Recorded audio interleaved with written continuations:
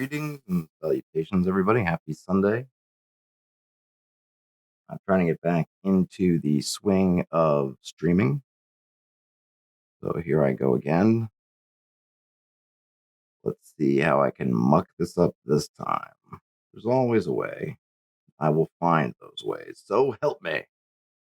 However, assuming I can get through this thing, I am meaning to give a read through to the classic module E5 or On the Hill by Douglas Niles. I'm just putting a link to a link to this module on drive-through. It is available digitally.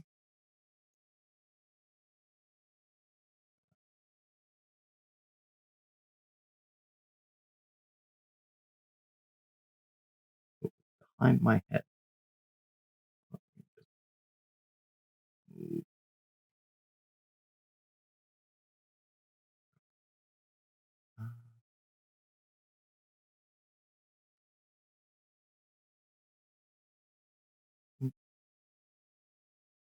Trying to move the order here. So that, okay.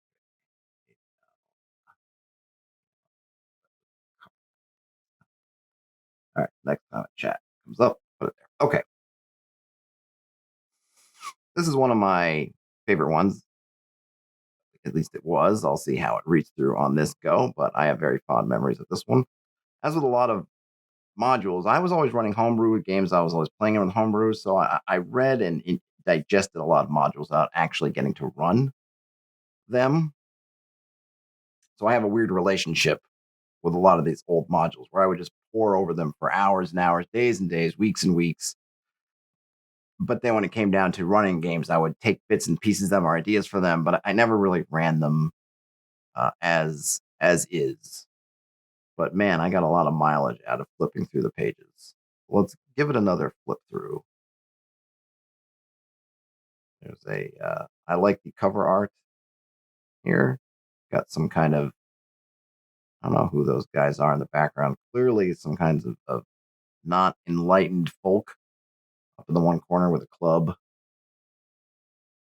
and a spear. And then we have some, clearly, I guess, the stand-ins for the adventuring party marshaling their forces to go on the assault with some, looks like almost a volcano look in the background. Smoke coming out of the side of it somewhere. Trees all around. And let's see, we got a little text on the front cover. Only the mighty river Shrill separates you from the mysterious mountain. Will you be the first to return, or will you fall prey to the horror on the hill? Characters 1 through 3. Come on. There we go. Douglas Niles, the author, editor, Laurie Mann, assistant editor, Tim Kilpin, graphic designer, Ruth Hoyer, cover artist, Jim Rosloff, interior artist, Jim Holloway.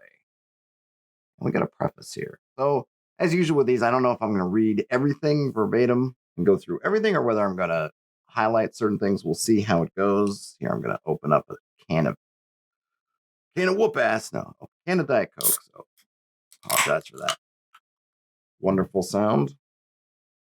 But let me go through the preface, and then we'll play it by ear on how much there's anything I'll skip or what I'm going to read through. Guido's Fort, the end of the Trader's Road.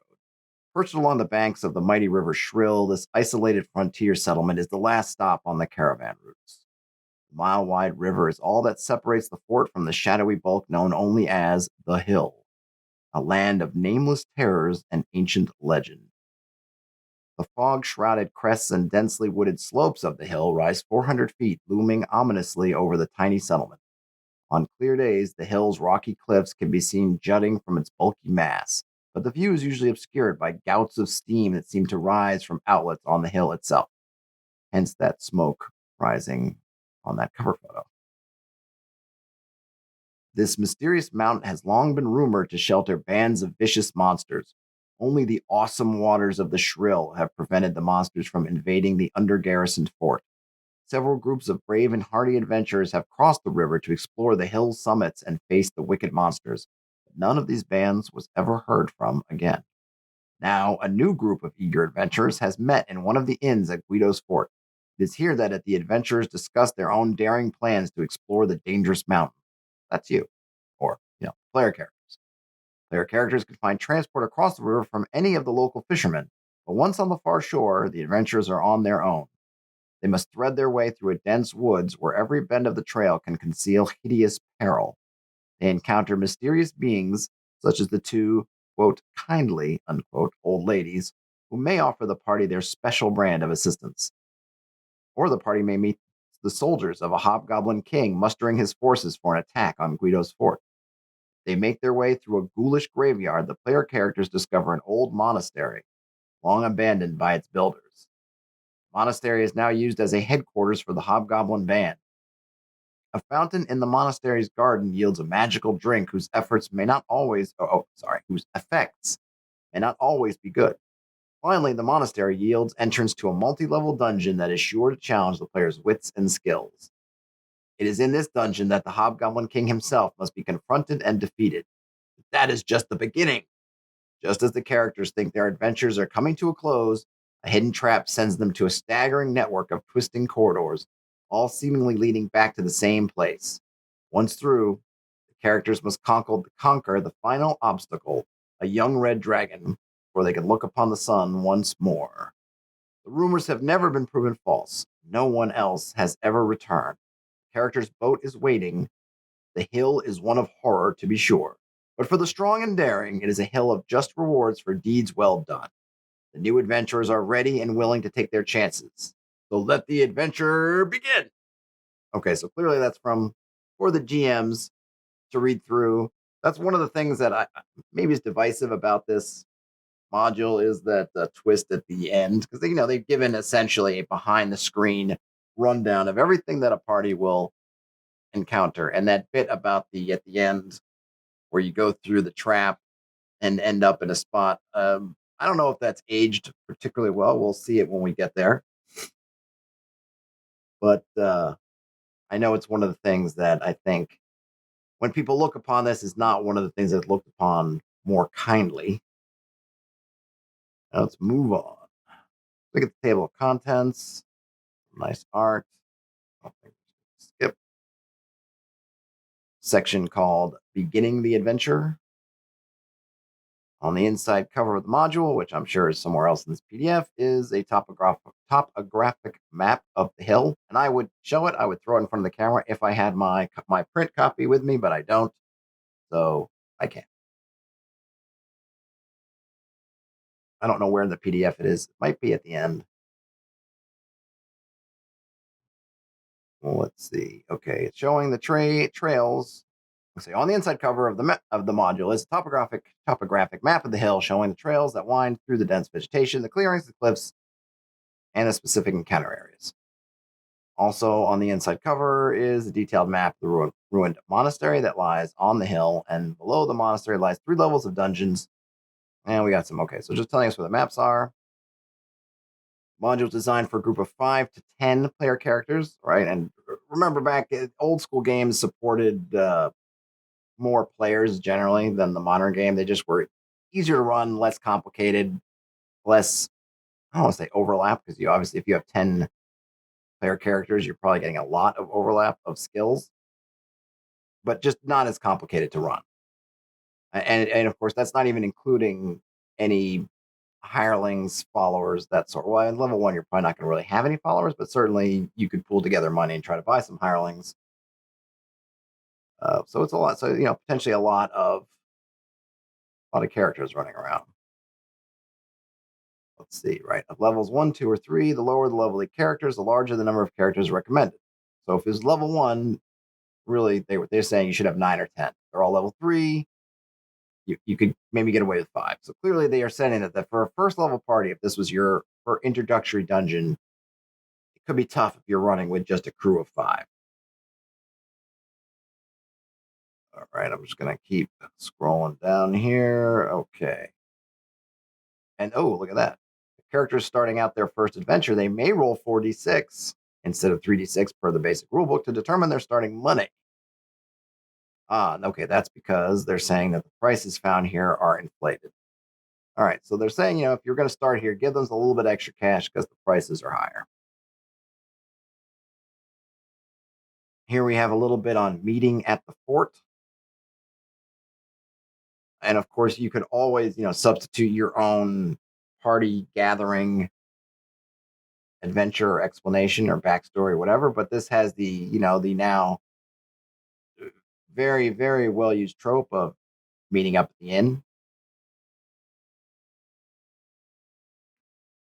Kind of most interested in the rumors. Let's see what we've got.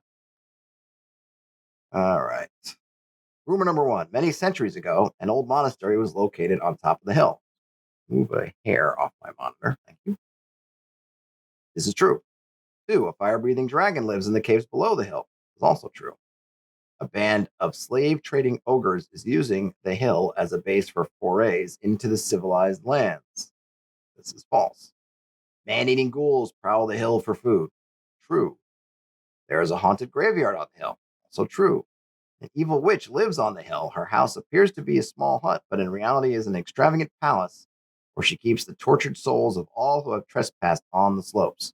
True. A huge orc army is entrenched on the hill, waiting for orders to begin a massive assault on Guido's fort. False. A bubbling lake of lava lies below the hill. The lake is the source of the steam columns that often rise into the air from many vents on the slope summits. False. I mean, that one seems logical, but of course, that's discounting the fact that there's a dragon down there. Or I suppose that there's a hobgoblin army lurking about that could also be making steam. Gosh, the monitor's a little bit dirty today. Excuse me. All right.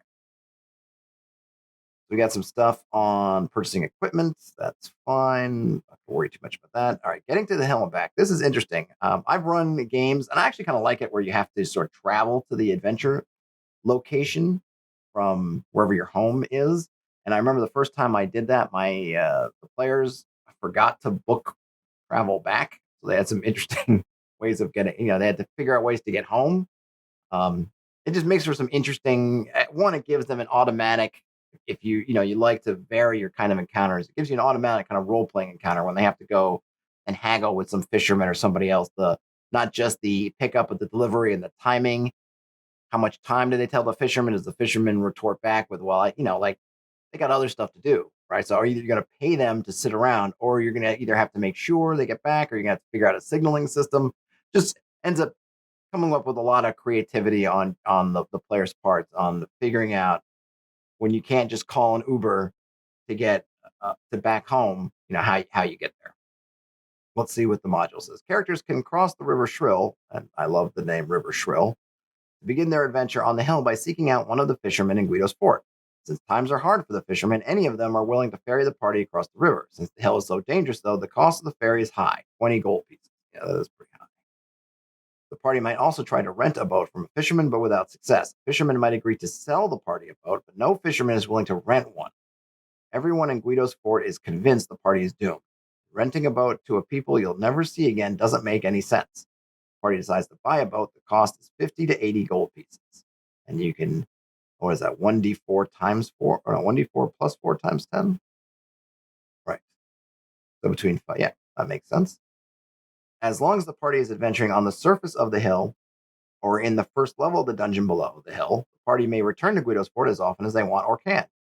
If they haven't bought their own boat, though, they must make arrangements for returning to Guido's fort before they leave.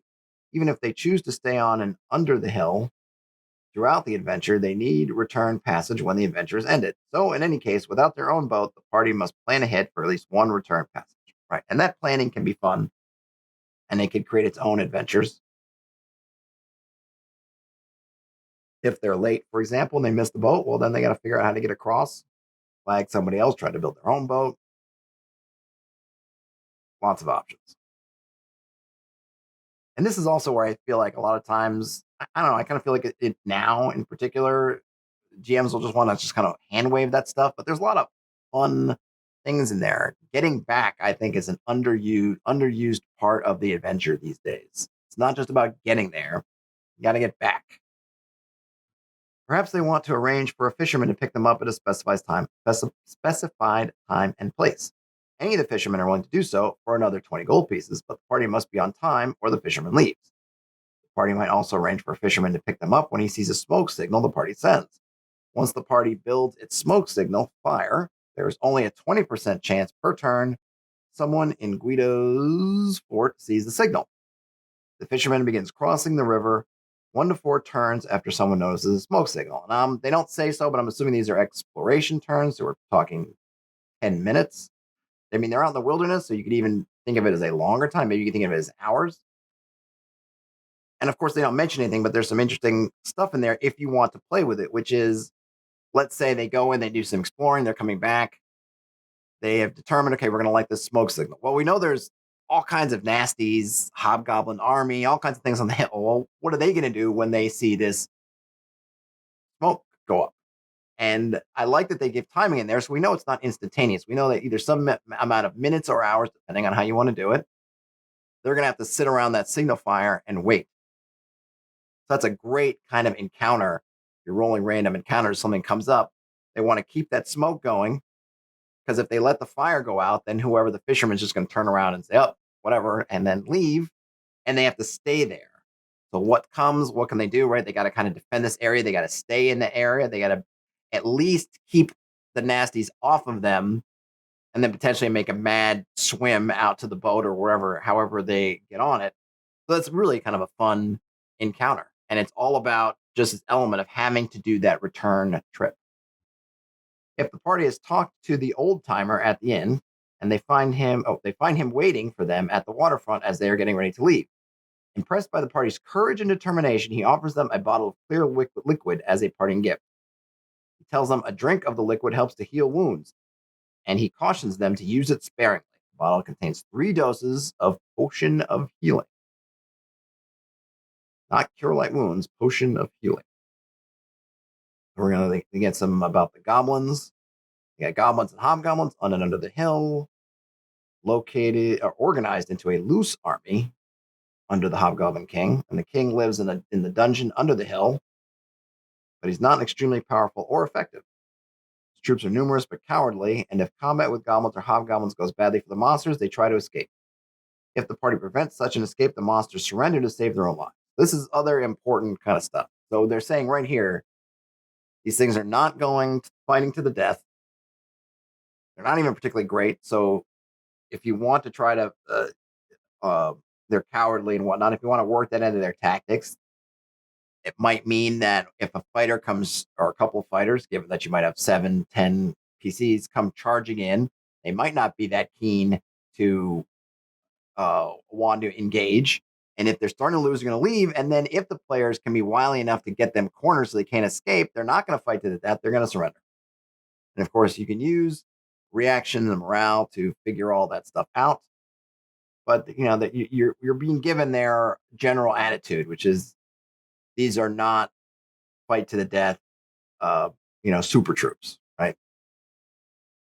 Note that if the characters return to town between sorties on the hill, certain monsters are not idle in their absence. In particular, ogres, hobgoblins, and goblins replenish their garrison 3 days after the party cleans them out. In fact, there's a 33% chance the number of ogres, hobgoblins, or goblins is actually 50% larger than the number first encountered. Wandering monsters do not replenish themselves, however. Okay. There we go. So the organized monsters are not sitting around, so the party dawdles too long. Not only are they going to regain the numbers they lost, but they can actually get stronger. So you have to temper your wanting to be safe and smart with understanding that the longer you take, the more these guys are building up. But the kind of random stuff you might find on the hill is not coming back. So you can whittle those down. Important. Encounters with wandering monsters are designed to keep the PCs on their toes. They're not designed to be the ultimate challenge or climax of the adventure. If the dice call for an encounter that you feel would seriously deplete the party's strength, you should ignore that encounter. Well, look at that. Isn't that a little diddly dandly do to encounter here in module B5? Basically saying, hey, look, the adventure isn't about random encounters, right? It's about the players that are right. The random encounters are there, obviously, to keep the world diverse and whatnot, but you don't want to make that the focus. So, it's kind of interesting, right?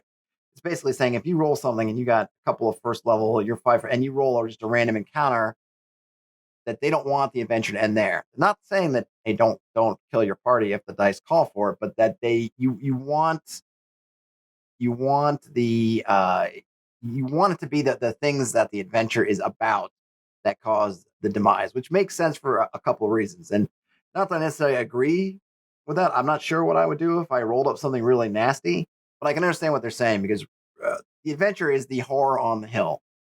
And these random encounters, unlike in, say, a dungeon or a mega dungeon, where kind of all the different random encounters are it's kind of what you're dealing with. Here, they're just kind of around. So I think they want to keep everybody focused on the sort of the main the real meat of the stuff, which is the things on the hill itself. So if something's going to kill the party, let it be that stuff, because then the next characters will be driven, as you usually are, right? Something kills you, you want to go back and get it. So you want to keep everything focused on whatever we're going to defeat. It's focusing you back into the module, into kind of the meat of the adventure, and not just stuff on the side. And that makes doubly sense because it's a module. Because if you get too wrapped up in just random stuff happening, then you're not really on the module anymore. The module's trying to guide you into this adventure. If you're running your home game and it's just there, like a lot of people do, you say, okay, we've got Guido's fort and we got the stuff happening on the hill, we're just kind of drop it in there. Then maybe you don't mind. You can create a whole other thing where some random ogres ambush the party, destroy them. So the next characters want to go after the ogres, and then the ogres transitions into a whole other adventure over somewhere else. But as far as but you've left horror on the hill at that point. You're running your own thing. So they're kind of saying if you're trying to really run the module, then keep things focused on the module and try not to, as much as you can, let things get too sidetracked on other things. But very kind of modern advice, right? From an old module comes modern advice. Adventure on the surface of the hill. See map inside cover. Well, the map will, I'm sure, come up somewhere, but is not here. Well, I'm just checking things. All right. So far, I think we're all right. I'm just checking the stream. Just want to check, make sure the streaming is going all right. All right. I think so. All right, back to it. Adventure on the surface of the hill. The hill is covered with a thick and tangled hardwood forest, broken occasionally by clearings, cliffs, ponds, streams, and trails. The forest comprises oak and hickory type trees. Dense and thorny underbrush chokes the ground between the trunks. All the trees are 60 to 80 feet tall.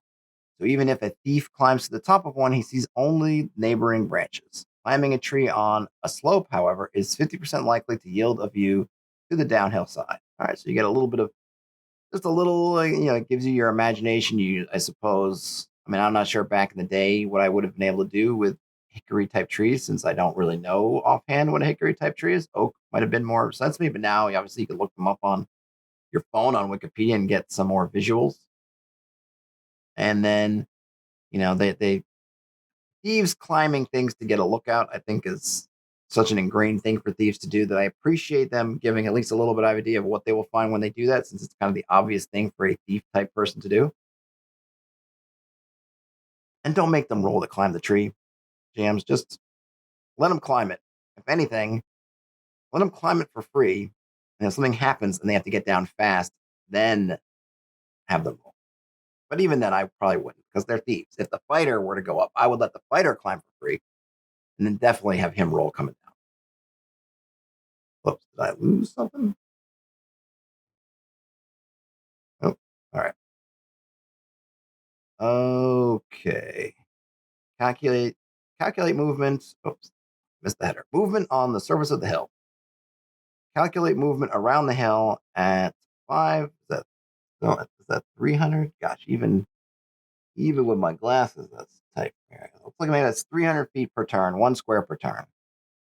When the party is following a trail or crossing a clearing, calculate cross country travel, i.e., off the trails or clearings, at 75 feet per turn, 1 square per 4 turns of travel. After traveling 1 square cross country, a group must spend 2 turns resting. So that's fairly similar to the dungeon exploration, though usually in the dungeon it's 1 turn resting. Here they're saying if you go cross country, obviously they're not saying it outright, but it's more taxing. So now instead of having to spend 10 minutes resting, you're spending 20 minutes. And obviously we're talking about squares here, not hexes. So presumably turns and everything there, even though they don't say so, we are talking just the standard exploration turn, so 10 minutes. Trails are easily detectable. The party must travel trails in single file if characters want to move at normal trail speed. Cut speed in half if they move 2 abreast. But 2 characters can fight side by side if combat occurs on a trail. The bushes alongside the trail are a nuisance when one is trying to walk through them. They can easily be pushed aside if it's a matter of life and death.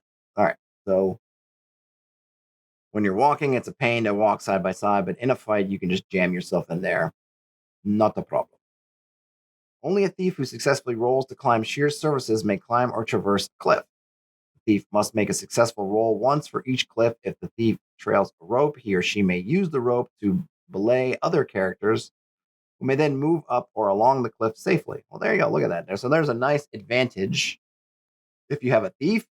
And I think the climb sheer surfaces is probably the best.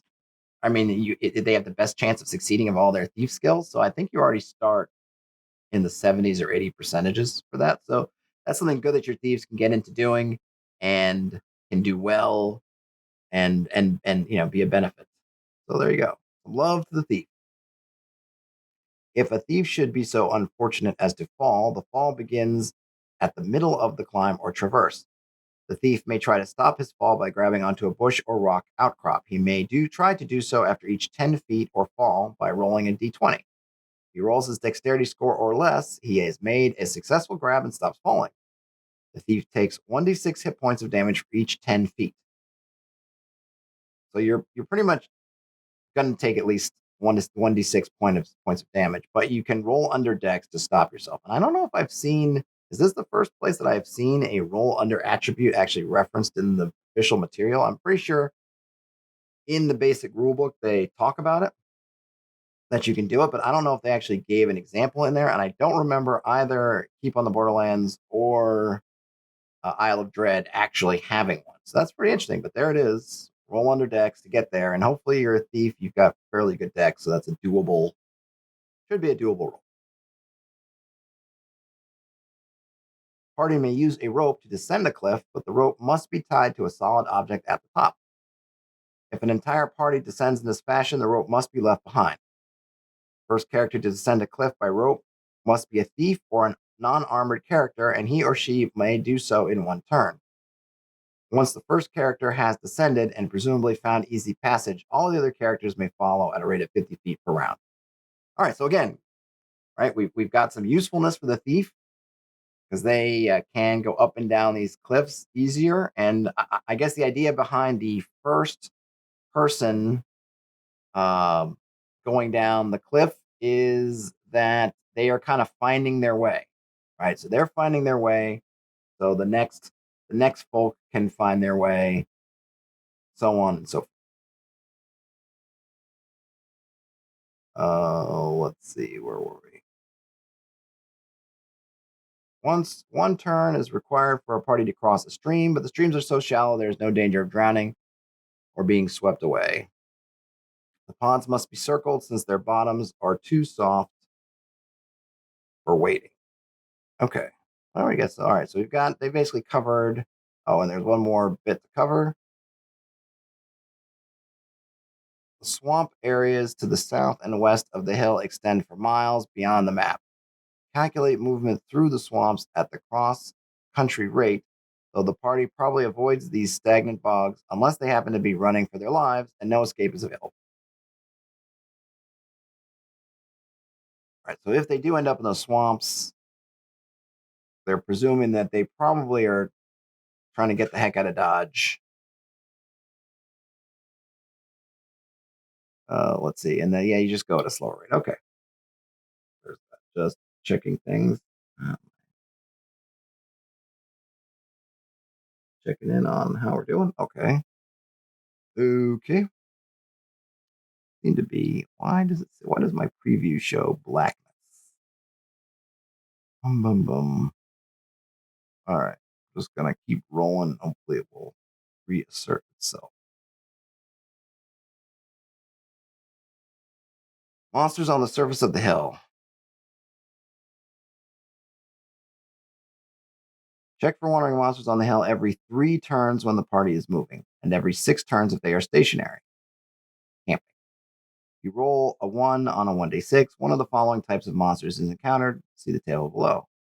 Roll a 1d6 again to determine the exact creatures. Note that you use one list for nighttime and another for daytime. All right, so a couple of things here that we can note. So once every 3 turns is, what was that? So it's twice an hour. And then once an hour when camping. There's a lot of stuff here. A lot of things to run into, and a good chance you're going to run into them. I think the interesting thing here, I'm just looking at, is every 6 turns if they're camping. So they're basically telling you that even at night, you're getting it once an hour. So, right? So if you're taking an 8-hour rest on the hill, you're going to get 8 random encounter checks. So pretty hard to camp on the hill. Of course, that doesn't, that's not, that's assuming you make no special preparations. I'm not sure what special preparations you could do, but something to make it easier. But this is also on the surface of the hill. So presumably you get into some sort of building or other protected area and you might have a better chance. But yeah, it's not an easy place. Not an easy place to find your way out there on the hill. Monsters on the surface. Oh, that's where I was. All right. Since so many monsters swarm through the forest on the hill, the party may encounter one type of wandering monster at several times. For example, if the party encountered and killed 8 skeletons one night, nothing would prevent another band of skeletons from attacking the player characters the next night or even later on that same evening, if you should roll such a circumstance. All right, so they're basically saying, hey, you might have to roll more than times. If you get the same thing, that's okay. There's just a bunch of them. Keep them coming. All right, so let's look at these wandering monsters. So we got two lists, one daytime, one nighttime. Okay, we'll go through the daytime first. 1 to 6 hobgoblins. I'm not going to read through all their specifics. You can look up their stats if you absolutely need to have them. I'm just more interested in what they are. So 1d6 hobgoblins, solitary ogre, 1d6 sturges, a horned chameleon, a handful of killer bees, 1 to 3, and then Neanderthals, 1d4 of them. So those I think were what we saw on the cover. Then, should we be at night? We've got goblins, 1 to 8 of them, 1d8, 1 or 2 ghouls, 1d4 giant bats, 1d8 skeletons, 2d6 giant rats, or a thoul. All right. So it's mostly, so we got goblins, and we got a pretty good selection of things, right? We got, if we just tally them all together, we got goblins, hobgoblins, ogres, sturges, chameleon, bees, Neanderthals, ghouls, giant bats, giant rats, and thouls. Nice selection. All right, so then we're going to get to the keyed areas. I'm probably just going to go and just maybe where there's something extra. I'm probably not going to go through and read all the boxed text to keep things moving. Okay, so so I'll do this one because it is the beehive. Looks like from whence all these killer bees that you can encounter randomly might show up. Large clearing is pleasant and flowery, and tall grasses wave in the faintest breeze. But unbeknownst to anybody entering, there was a killer beehive here. If the PCs stop and listen at the east end of this clearing, there is a 75% chance one of them notices a low-pitched buzzing. Characters remain at the east end of the clearing, there is a 20% chance per round that a killer bee sights them. If they move more than 100 yards into the meadow, killer bees certainly catch sight of them. Bees automatically attack any creatures they find in the clearing. Note that if the party does not specifically state that they are listening at the east end of the clearing, they do not hear the bees until the bees have sighted them. If the party enters the clearing from the west end, the party and the bees see each other immediately. All right. So here we get the killer bees and the queen bee. And this is just definitely one of those things that unless you're super careful when you enter this thing, you're probably just going to get attacked. Either you're surprised or they're surprised or both. I'm guessing more likely you're surprised, since basically if you kind of move, I don't know, 100 yards is a pretty good space, but if you kind of move in that direction, you're probably going to get attacked by bees. But I guess you would probably roll. I would probably roll for surprise for both parties to see who sees who first. So we get some killer bees, 8 of them, and then a queen bee. If the bees attack, they do not reach the party as a huge swarm. Rather, on the first round of combat, 1 bee attacks. On the second round, 3 bees. And on the third round, the entire hive, except the queen, arrives. If the party flees, the bees do not pursue beyond the edge of their clearing. Note that the queen bee stays behind to defend the hive. The hive of the killer bees is located in a hollow beneath a dead tree trunk marked by an X on the map. As explained in the basic rulebook, the honey acts as half-strength potion of healing. Oh, I didn't know that. Learn something new. So that you can run and the bees will not follow. The queen's going to hang back to defend the hive. Does the queen?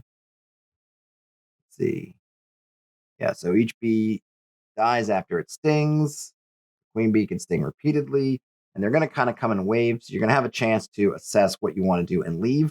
What's also interesting is if you had encountered these in the past somewhere, or maybe you knew, right, this is somewhere that if you needed healing, you could try to get to that honey and get some healing out of it.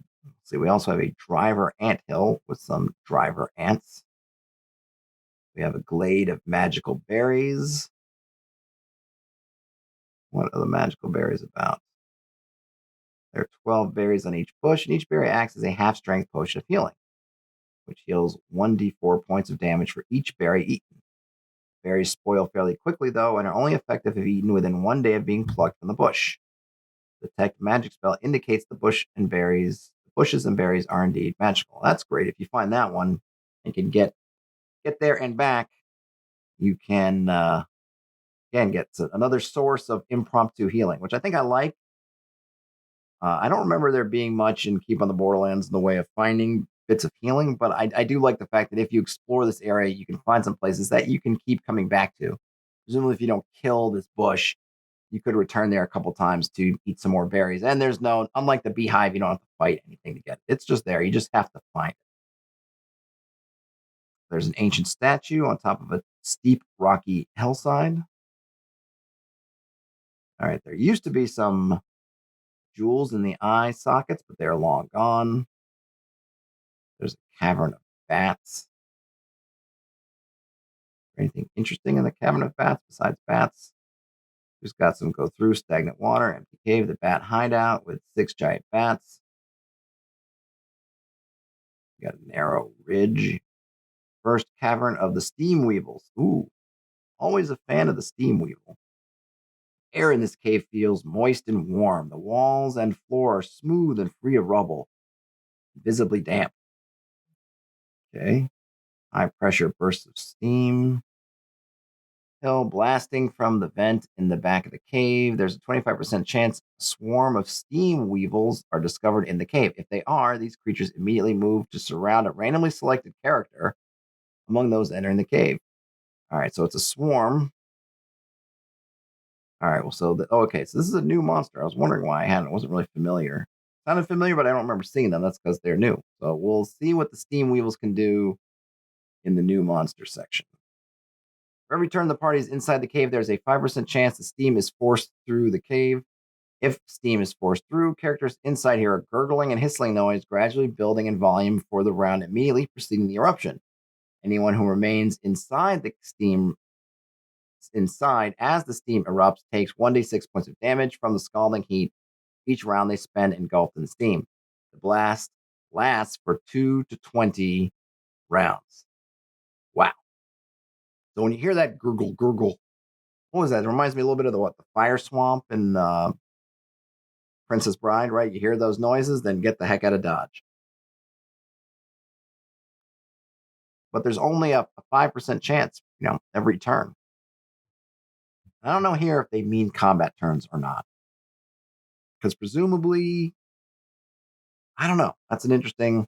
I guess on the one hand, you think, are you in combat with the Steam Weevils? But the Steam Weevils don't necessarily have to be there. There's only a 25% chance. So I don't know if they mean once every 10 minutes or once every, was it whatever the round is in BX? I can't remember. 6 seconds, 10 seconds, whatever it is. We have a pleasant glade. Okay, so here we got the Hobgoblin Camp clearing. This clearing rests on the edge of a large pond. The shoreline of the pond has been churned into a muddy mess. An odor of carrion hangs in the air. Grass in the clearing has been trampled flat, and several shoddy tents and huts are visible at the far end. Here's where we find the Hobgoblin Camp. Hobgoblin Camp has been established as a guard post on the hill, and from the encampment, the garrison sends out regular patrols along the trails. The camp itself is a dirty collection of 5 animal hide tents and 3 brushy dome-shaped shelters made of twigs and leaves. The poor tanning of the tents accounts for the odor of rotting meat. Gross. At least to me. Maybe the hobgoblins dig that smell. 3 hobgoblins stand guard at the entrance to the camp by the trail leading into the camp, and 10 more of these ugly humanoids are back at the tents and huts. They attack intruders on sight. If the PCs flee, the hobgoblins pursue ruthlessly over the hill. There you have. We got, all in all, there's 12 hobgoblins in here. The 9 hit point. Okay, so they give you all the hit point totals, and the one with the most, is that the most hit points? Yep. One with the most hit points has a +1 sword. Well, look at that. There's a little bit of a reward there if you can get that guy down. The other hobgoblins are armored with swords. In addition, one of the guards and 3 of the hobgoblins in the camp carry spears, which they cast as soon as they are within 40 feet of the party for 1d6 hit points of damage. If the hobgoblins fail a morale check, they may attempt to reach the trail leading out of the camp. If the party is positioned to cut them from the trails, the humanoids try to flee along the shore of the pond so they can reach the trail on the north end of the pond. They flee down the trail and through clearing number 17, which we haven't seen yet, to the Ruined Monastery, Area A. Here they enter the dungeon to warn their king that enemies are roaming the hill. If the characters investigate the tents and huts in the encampment, they find them filthy, odorous, and dimly lit inside. If the characters make a thorough search, they find in each tent a sack containing 3 to 18, 3d6 gold pieces, old pieces of leather garments, broken swords, 1d4 wineskins filled with cheap wine, and a large bowl of unidentifiable swill.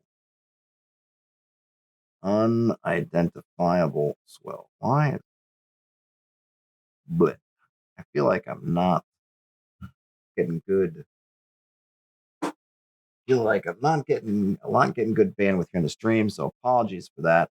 Keep it on. See if I can salvage things, and I'm going through restream, so I don't know if that's helping or harming, but at least it means I'll have a recording of this. I'm not recording it locally, that hopefully I can pull down and I can see what's what. All right. So what do we make of this? So we get to this encampment. They're going to attack, but then when they fail a morale roll, they're going to try to get out of dodge and warn their leader, which is good. I guess depending on how you've come across this, maybe you have scouted this out in a way that you can try to stop them from getting back. That seems like maybe a tough task, since you're only 5 to 10 people. But maybe because of the way the pond is and the trail, you can try to cut them off. There are 12 of them, which is not a ton. One of them has that +1 sword, which is a nice reward if you can get that one down. They don't mention where in the mix that guy is. Would he be kind of a captain type who would try to get in on the action immediately, or is he one that would be hanging back and then one of the first to flee? But it is a nice prize. And then you've got some meager amounts of treasure and stuff inside the huts. Clearing of the mysterious cottage. In the center of this clearing is a whitewashed cottage lined with bright green shutters. Gravel walkways connect the cottage to each of 3 trails into the forest, and pleasant gardens of bright flowers surround the home. White curtains, delicately embroidered, hang over each of the 4 windows. This cottage is home to Rosabella, 5th level cleric, and Rosalinda, 6th level magic user. They are sisters, and each is a plump, gray haired old lady of vitality and pleasant manner. Neither gives a clue about their class or abilities when talking to strangers, whom they greet cheerfully. Both ladies are neutrally aligned. All right, so Rosabella has protection from evil, detect magic, hold person, silence, 15-foot radius. Rosalinda has sleep, shield, phantasmal force, mirror image, fireball, and fly. All right, so that's a good mix. Just that fireball could just wipe you out right there. Neither sister carries any weapons, but Rosabella wears a ring of protection +3 and has a staff of healing. Rosalinda has a wand of paralyzation. Wow. So they've got some gear too. As soon as characters enter the clearing, the 2 sisters bustle out of the cottage to greet them. Rosalinda has a rolling pin thrust through her apron strings. Rosabella is empty-handed. The shaft of the rolling pin is actually her wand of paralyzation. Sneaky. The sisters smile happily and invite the party inside for some tea and cake. So I imagine this would immediately put me on edge because you're in this really nasty place full of nasty things. There are these 2 plump sisters just coming in, inviting you for tea and cake. It has a very fairy tale vibe of, even though they appear so nicely, there's got to be just something wrong with them. If the characters accept the invitation, the sisters precede them through the front door. The cottage is actually a permanent illusion that disguises a much larger building. Cottage, so it's not a TARDIS. Yes. No interdimensional space. The cottage appears to be a 20-foot square, to be 20 feet square on the outside, but the room that the characters enter is actually 40 feet square. 2 hallways lead off of this room, and the ladies take the party down one of these, past a sweeping stairway to a second floor, and into a large parlor. The sisters' quote-unquote cottage is in reality a mansion 2 stories high. Many fine paintings, gold and silver ornaments, and bejeweled knickknacks are visible throughout their home. However, a virtual web of magical protection has been laid across and around the house, making the sisters impossible to steal from. If the sisters are killed, the house and all its contents immediately turn to dust. Note that the house's contents do not include the bodies of the PCs, but does include all their possessions. What? Note that the house's contents do not include the bodies of the PCs, but does include all of their possessions? You're talking about the PCs or the sisters? I guess they say PCs, so I guess if the sisters are killed, all your stuff turns to dust. Oh, that is nasty. Absolutamente nasty. If the party foolishly attacks the sisters, the ladies try to overpower the characters without killing them. They use the wand of paralysis and sleep, phantasmal force, and hold person spells to knock the characters out.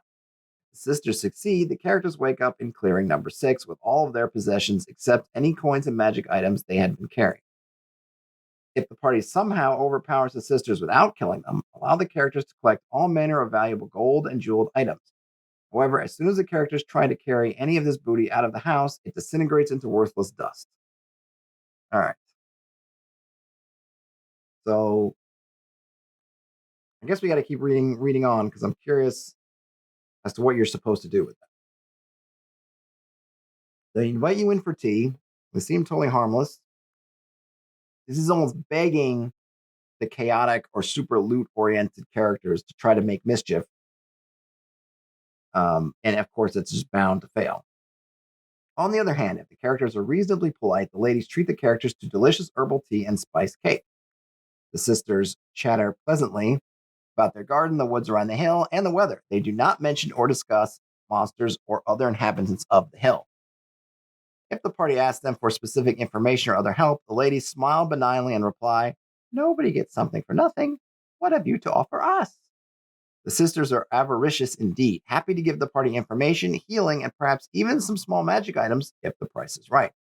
They never give anything away.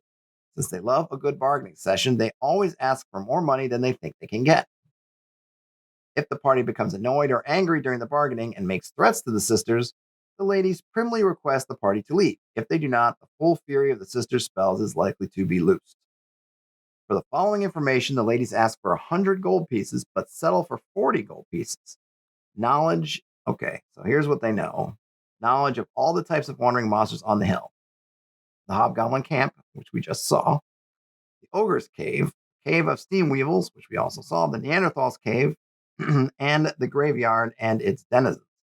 For another negotiated fee, they ask for 150, but will settle for 75 gold pieces. They tell of the Ruined Monastery and the dungeon below it, including the fact that many hobgoblins and goblins use it as a base of operations. The sisters do not know that a red dragon lives in those caverns, however. Out of information but not satisfied to end the bargaining, the sisters offer to make another deal. I'll use my staff of healing. Oh, let me get my sister voice back up. I'll use my staff of healing and my cure light wound spell to bring everyone in your party up to full strength, says Rosabella. In return for this act of healing, you must bring us the head of the male ogre that lives on the hill, when I'll heal all your wounds again. That is an ogre that lives in area number 14. Suppose the party agrees to this deal and performs the required deed. When they present the ogre's head to the sisters are duly respectful. To show their admiration, they offer the PCs one final generous deal. The sisters will give the party 2 magical scrolls and 2 bottles of magical potions. In return, at the end of the adventure, the sisters will meet the party at Guido's Fort and claim as payment any single item the party has acquired in the course of the adventure. If the party accepts the deal, the sisters send them on their way with a potion of invisibility and a potion of healing, a clerical scroll with the spell Cure Light Wounds, Detect Magic, and Protection from Evil, and a magic user scroll with Web, Detect Magic, and Magic Missile. The sisters are very earnest when making deals. If the characters do not carry out their part of the deal, the sisters search them out wherever they might try to go, insistent on collecting their due. If the PCs resist, a fireball spell might help them change their mind. Yes, might help them change their mind or their bodies. All right, so this is really interesting. So this encounter is, I don't know, it's kind of classic. It's great, right? Because it's playing against the expectations. They're going to present you in the situation where you've got loot all over the place, just begging you to do something, take that loot. But if you do that thing, even if you do as well as you could and you're able to take down the sisters, you're still going to get nothing. Instead, if you go against that and you deal with them, which I think in one of those things that, people might say, well, that's unfair. How do I know this or that? Well, because you have these 2 seemingly kindly old sisters living in an extremely dangerous place, and they seem to have no fear and nothing seems to be bothering them. That should cue you off immediately to the fact that these sisters are not just some kindly old women baking cakes. And if you start to go down that path and you think about how powerful they might be to be able to exist here safely, then maybe that cues you on the fact that we're level 1 to 3, like the module says we should be, that maybe we shouldn't just try to gank them in their own home, which, by the way, when you walk inside, you went from this little cottage into this massive mansion. So that's also cue you into the fact that there's a lot of stuff going on here that you don't know about. If you can hold to yourself, there's interesting stuff to be had, information, items, whatnot, but you gotta be strong, gotta be disciplined.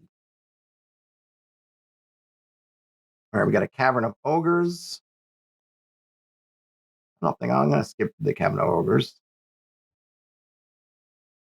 The Ogres got 6 goblin slaves. They got a bedroom, storage rooms. There's another Cavern of Steam Weevils. You get the Cave of the Neanderthals. Oh, the Neanderthals have a council chamber. There's a bunch of them in here too. 12. They have some sleeping chambers. All right, let's get to the graveyard. Bunches of thorn bushes have started to grow along the north end of the clearing. You see many smooth, roughly square white stones lying among the thorns. In centuries past, the bodies of the chaotic monks and clerics of the monastery were laid to rest here, and the blight of that evil has infected the very ground. If the thorns are cleared from the headstones, the monuments prove too weathered to read, those signs of engraving can be detected. Of greater significance is the fact that 1 out of every 3 graves has been dug up in the last few years. Characters notice this oddity if they enter the thorny area for a close examination. Graves are 10 feet apart. For each grave the group reaches, roll a 1d6. A result of 1 or 2 indicates the grave has been excavated, and there is no sign of the body the formerly occupied. In the part of the graveyard lying in the woods, underbrush and roots have screened or destroyed most of the headstones. However, lurking among the bushes and trees are 4 ghouls. These hideous, undead monsters stalk through the bushes to get as close to the party as possible before attacking. Roll 3d6 and multiply by 10 to determine how far away the ghouls are when first sighted by the party. I presume that's in feet. So basically, as close as 30 feet or as far away as 180 feet. Right? 4 ghouls. And there's a dragon escape tunnel for the dragon. This large vegetation-choked cave is used by a red dragon as an entrance-exit point from his dungeon lair deep under the hill. He avoids the vegetation by flying out of the cave. The cave mouth is 30 feet wide and 20 feet high. The characters have no chance to discover this cave. All right, well, that's unfair. But obviously, from a module standpoint, we can understand why, because that would basically be an end around the entire thing going down to the dragon. They don't want you to do that, so they're basically saying you can't find it. It's not fair.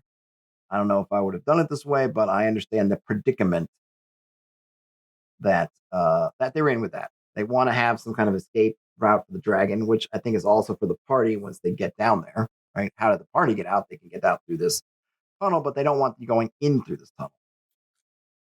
So what do? You just say you can't find it. Perhaps there have been more creative ways to make it so either you could find it, but it's just for 1 to 3rd level characters, just impossible for you to get out of, or maybe some other kind of explanation. But it is what it is. All right, so now we're at the Ruined Monastery. Let's see the characters. Adventure in the Ruined Monastery.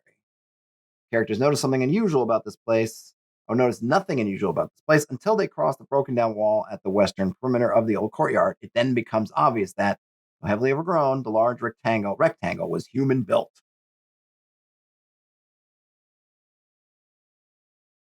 The outer wall is almost entirely destroyed.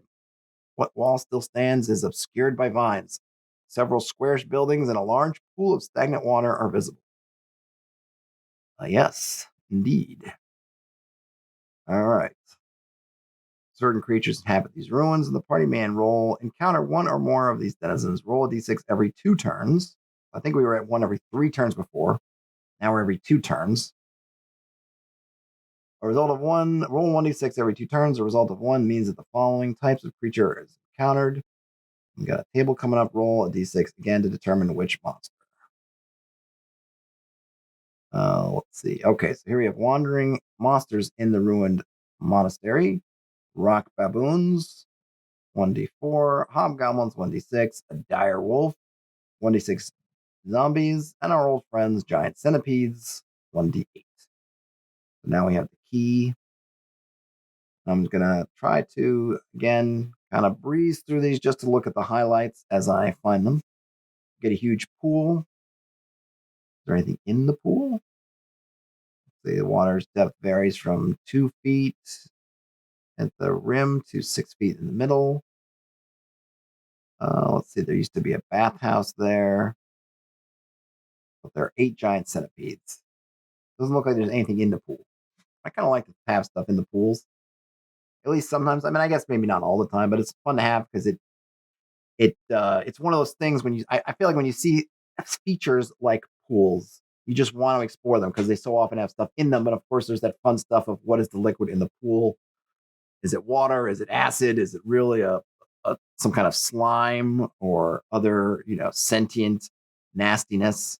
Of course, what are the creatures that could be living somewhere in the pools? A lot of fun to be had with pools, but I like to have that carrot of you see something glimmer at the bottom of the pool. Do you try to get it, or even if you can't see the bottom, but you just have a feeling that something good's got to be down there, right? Something good. All right, we have a steam vent. This wide crevice is apparently bottomless. Greenish mold and fungi grows thickly along the lip of the opening. As is true of the other vents of the hill, there's a 5% chance per turn that the vent erupts in a column of steam. All right, so yeah, don't stick your head for too long in the steam vent. We have an old tomb. Let's see. There's a statue in there. The statue's about 12 feet tall. But its protruding belly prevents any character wearing metal armor from climbing up the statue and recovering the gems. So you have 2 gems, I guess, in the eyes, each worth 100 gold pieces. But if you have metal armor, you can't get over it. Kind of interesting because you really think in chainmail would that really do it? But that's just what they say. Thief, get thee up there and get me those gems. As soon as any character touches a statue or opens one of the doors on the perimeter of the room, 12 guardians of the tomb burst from the doors and attack. The guardians are 12 skeletons, and 1 comes from each door. All right, so maybe we should rethink that touching that statue. But it'll probably be too late by the time we come to that realization. The doors from which the skeletons emerge lead to 12 individual tombs, each a broad slab of stone set in the middle of an otherwise barren room.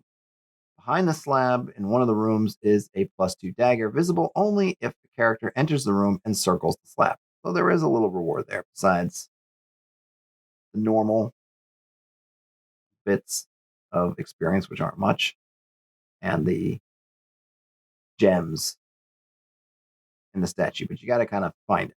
So it's worth checking around those slabs in each of the rooms if you are victorious. We have a tangled garden with some goblins. One of them's got a shield +1. So you can definitely see how you're starting at level 1. You're only going to have mundane gear, but there are little elements you could find. So there was the one goblin that had the +1 sword. One of the goblins here has a +1 shield. There's a dagger +2. You could have gotten some scrolls and potions from the lady. So even at level 1, you're potentially, depending on how completist you are and moving around, you have the opportunity to arm yourself with some magic right from jump. But of course, in the OSR, items, these kind of magic items are a lot more common. Let's see. So there's Initiate's Barracks. There's a dining hall with some mold in it, but the mold, even though it's sickening greenish yellow, it's not. Is it called yellow mold? Whichever the mold is, it's super deadly. It's not. It's harmless. Oh, let's see. There's some barracks. There's a kitchen with some giant rats in it. If you can dig through the filth, if you can hold your nose and dig through there, you can get some gems and an arrow +2. Just one. Probably hold on to that one for the dragon. Not that you really know the dragon is there, but maybe hold on to it. We have the Monastic Library, which you can get some spells. Or scroll rather, with the spells. Cure Light Wounds, two of them, a Detect Magic, and Bless. All right, so then we get to the Magic Fountain. So remember, I was talking about pools, and I like to have pools that have stuff in them, so they just give more things. Fountains and similar things that you can drink or eat are also similar, and a high risk, potentially high reward. No roof blocks the sun rays from this part of the monastery, where the atmosphere is peaceful and quiet. Around the perimeter of this restful spot, placed in an orderly fashion, are 9 large birch trees. The ground is covered by a thick cushion of grass and flowers. In the center is a pool, at whose south end a fountain splashes into a shallow bowl. From a spout in the bowl, the water flows back to the long pool. The water is cool and crystal clear. The stones lining the sides and bottom of the pool are glistening white, and reflections of the birch leaves dance in the shimmering surface. So it seems very peaceful, very clean, very pretty. Which should obviously read as being unusual given where we are. This garden was a place of great sacredness to the monastery. To the monastery's original inhabitants. As part of his rise of an rite of initiation, each monk would be allowed to take a drink from the fountain. He would then be judged according to the effects the water had upon him. Magical properties of the fountain still exist, and characters wishing to drink from it may benefit or suffer from its effects. A detect magic spell can identify a strong aura of enchantment from the water in the shallow bowl. The water in the pool, however, is quite mundane, even though it flows from the fountain. Somehow its enchantment vanishes before the water drops into the pool. If a character takes a drink from the fountain, calculate the effects by rolling a d8 and comparing the result to table 4. Each character may gain only one effect from the water. Any further drinks are simply thirst quenching. All effects take place immediately. They are permanent, except for number 3. Note that if a character's constitution or dexterity is changed, adjustments may need to be made to hit points or armor class. Okay, so we're getting an idea of what kind of effects we could get. If the characters wish to rest in the garden or even spend the night here, they encounter no wandering monsters. All right, the one good thing about this is if you figure that out and you look, this is a spot you can rest. There's one good thing about this. But really what we're interested in is the magic fountain. Let's see, we got 8 different options we could get. Whoa, my. All right, there we go. Character subtracts 1 from all ability scores. That's not good. Character loses 1 hit point. Also not good. And it's not a wound, so you can't cure it. It's gone. Character is paralyzed for 2d20 or 2d10 hours. Well, then you're probably going to be resting here if that happens. Character gains 2 hit points. Ooh, character adds 1 to a prime requisite score. Character adds 2 to their dexterity score. Character adds 2 each to strength and scores. Oops, that's an old school kind of typo. What do you think that is? I'm guessing dex and strength. Why does my thing keep just noticing oddities? Okay. So strength and dex. Oh, stop doing that. Okay. So the first, let's see. We got 4 positive. No, 5 positive, 3 negative, 2 are kind of really permanently negative. 1 is only momentarily negative. So you got a fairly good odds, right? So you can roll. If you just can stay away from 1 or 2, you can deal with the other ones. If you're paralyzed, I mean, you could stay there. If you're smart enough to then sit there until they're finished, then you won't actually come to harm. You won't be making progress, but you won't be attacked every 2 turns. Or you'll get something. You're level 1. You might as well take a drink.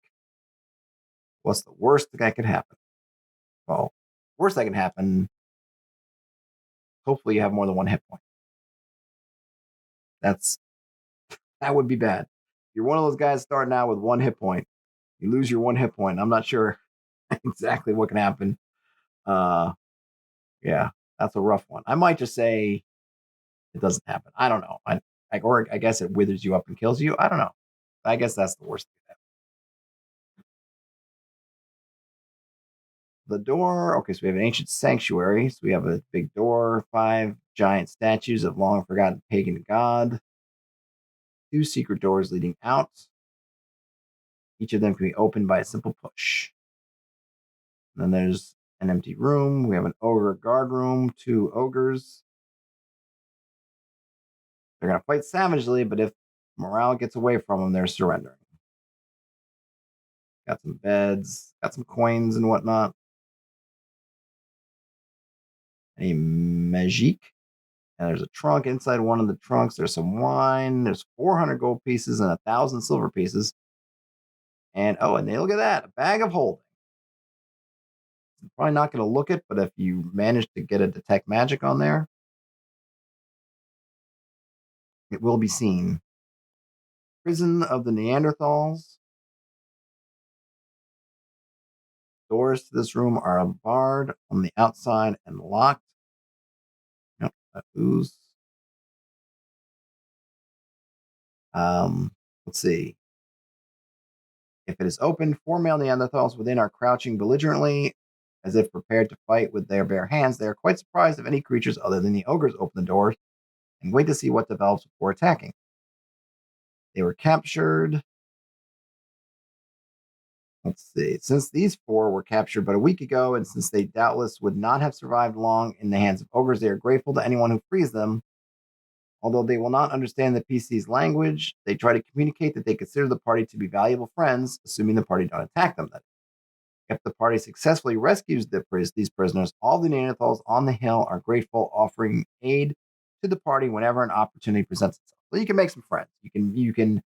If we're going to look at this in kind of modern terms and say that the Neanderthals are a faction, you can gain some faction brownie points if you rescue them. So hip hip hooray! Let's fix something here. All right. Got a supply room. Ooh, there's something in here. The door to this room is locked. The Hobgoblin leader in room 38 carries the key. The lock may be picked or the door smashed if the characters wish to gain entrance. This room contains a collection of supplies that look sufficient for a small army. I'm sorry, got a couple of distractions in my background. I'm just going to try to get them off of my space. Why are you not going? All right, we'll try to position in front of it. Okay, back to the supply room. This room contains a large collection of supplies that look sufficient for a small army. 6 bins, a dozen barrels, 2 crates, and 3 racks are crammed into the large chamber.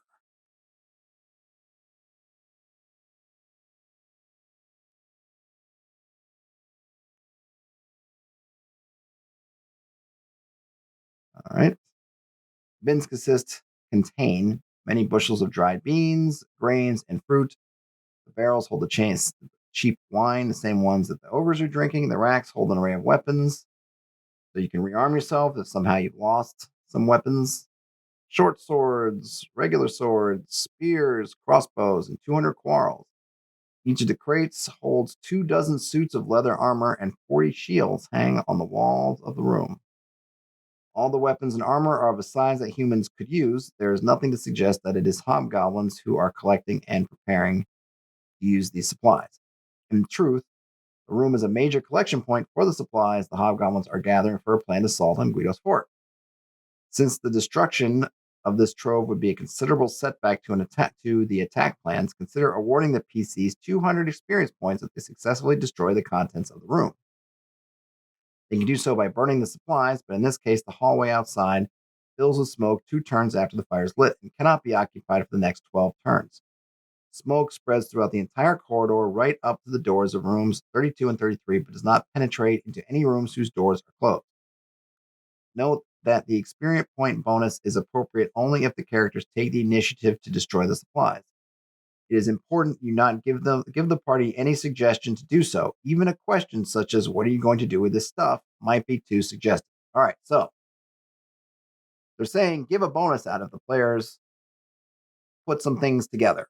And part of what they put together could very well be they may not even have the information they need, or they might.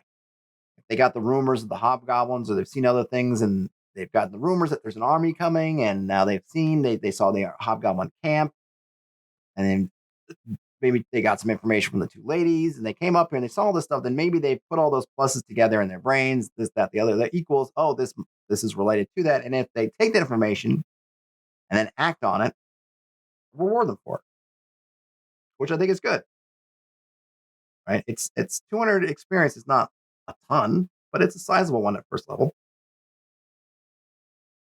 And it demonstrates giving out experience for stuff other than killing monsters and other from loot, because this is really, it's the inverse, right? They are essentially destroying loot, potential loot, and you're getting experience for it. You're giving them experience for appreciating the situation and acting, in a sense, really in the good manner, in the the just manner, right? These are monsters that are going to destroy stuff, and you are hurting their chances to do so or setting them back, so you're getting experience for it. experience for it, for dealing them a blow. But you can't tell them about it. You gotta let them figure it out or not. Except for a thick layer of, this is the abandoned chamber. Oh, there's nothing here. This chamber appears totally empty. All right. We have an ancient pagan altar. The bloody cult of monks who once inhabited the monastery used the pit for human sacrifice. Okay. These obviously were some wonderful monks. Hobgoblin garrison. 3 hobgoblins and 2 goblins are greedily feasting on a shank of meat at a dirty table. Their weapons are close at hand, and they leap quickly to defend the room. This is a guard room.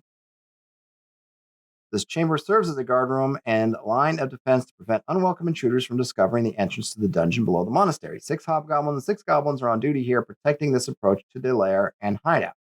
4 of the hobgoblins and 4 of the goblins are sleeping when the party discovers this room. The sleeping monsters require 2 rounds to arm and prepare for battle. All right, so we have 6 hobgoblins, 6 goblins, and one of them has a shield, +1 shield, and he has higher morale. So he must be kind of their leader, even though they don't call him as such. Because as long as he's alive and spurs the other ones on, that also raises their morale. So you can definitely play that out. And I would encourage you, if you're in here, to play that guy out as kind of a leader who is keeping the other goblins and hobgoblins in the fray, so that, hopefully someone takes note of that and decides to think about that old maxim of slaying the head. Right? Get rid of that guy and maybe the other ones will crack. And I would definitely have a morale check at a penalty once that guy is eliminated, just for at least the initial fear factor of, oh gosh, they took out the boss. Let's see. The room has plain wooden bunks along each wall. In the center are a table and 2 benches. Each of the hobgoblins has a belt pouch containing some gold pieces and silver pieces. The goblins also have some pouches, but they only have some silver inside. The leader type hobgoblin has the keys to the supply room and the access room on a ring on his belt. Then we can get into the dungeon. Long stairways, more than 60 feet, which leads to the stairway. Here we go. We're now in dungeon level 1. 1. All right. What can let's see, any notes about what we could run into? This level dungeon is a stronghold of the goblins and hobgoblins. Let's see. Although the troops have not been assembled yet, there are enough goblins, hobgoblins, and their large cousins, the bugbears, to keep characters on their toes. Since these humanoids dominate this level of the dungeon, few other monsters are found. Check for wandering monsters in the normal way. I guess that's once every 2 rounds. If an encounter is indicated, roll and check the result. Okay. Any monster encountered automatically attacks the party, fighting until either the PCs are defeated, all the monsters are dead, or the monsters fail a morale check. In the latter case, any surviving creatures flee towards the room 66 to alert the Hobgoblin King. So down here, they're a little bit more apt to fight, but again, still subject to a morale check. But we know now, at least down here, what they will do. So remember, on the surface, when they fail morale checks, they were likely to surrender or run. Here, they're not going to surrender. They're just going to run. And what might we find down here?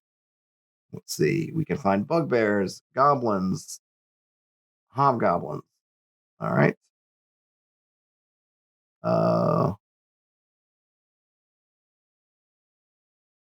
Bugbear sitting room. What's going on? Second, what's going on over here?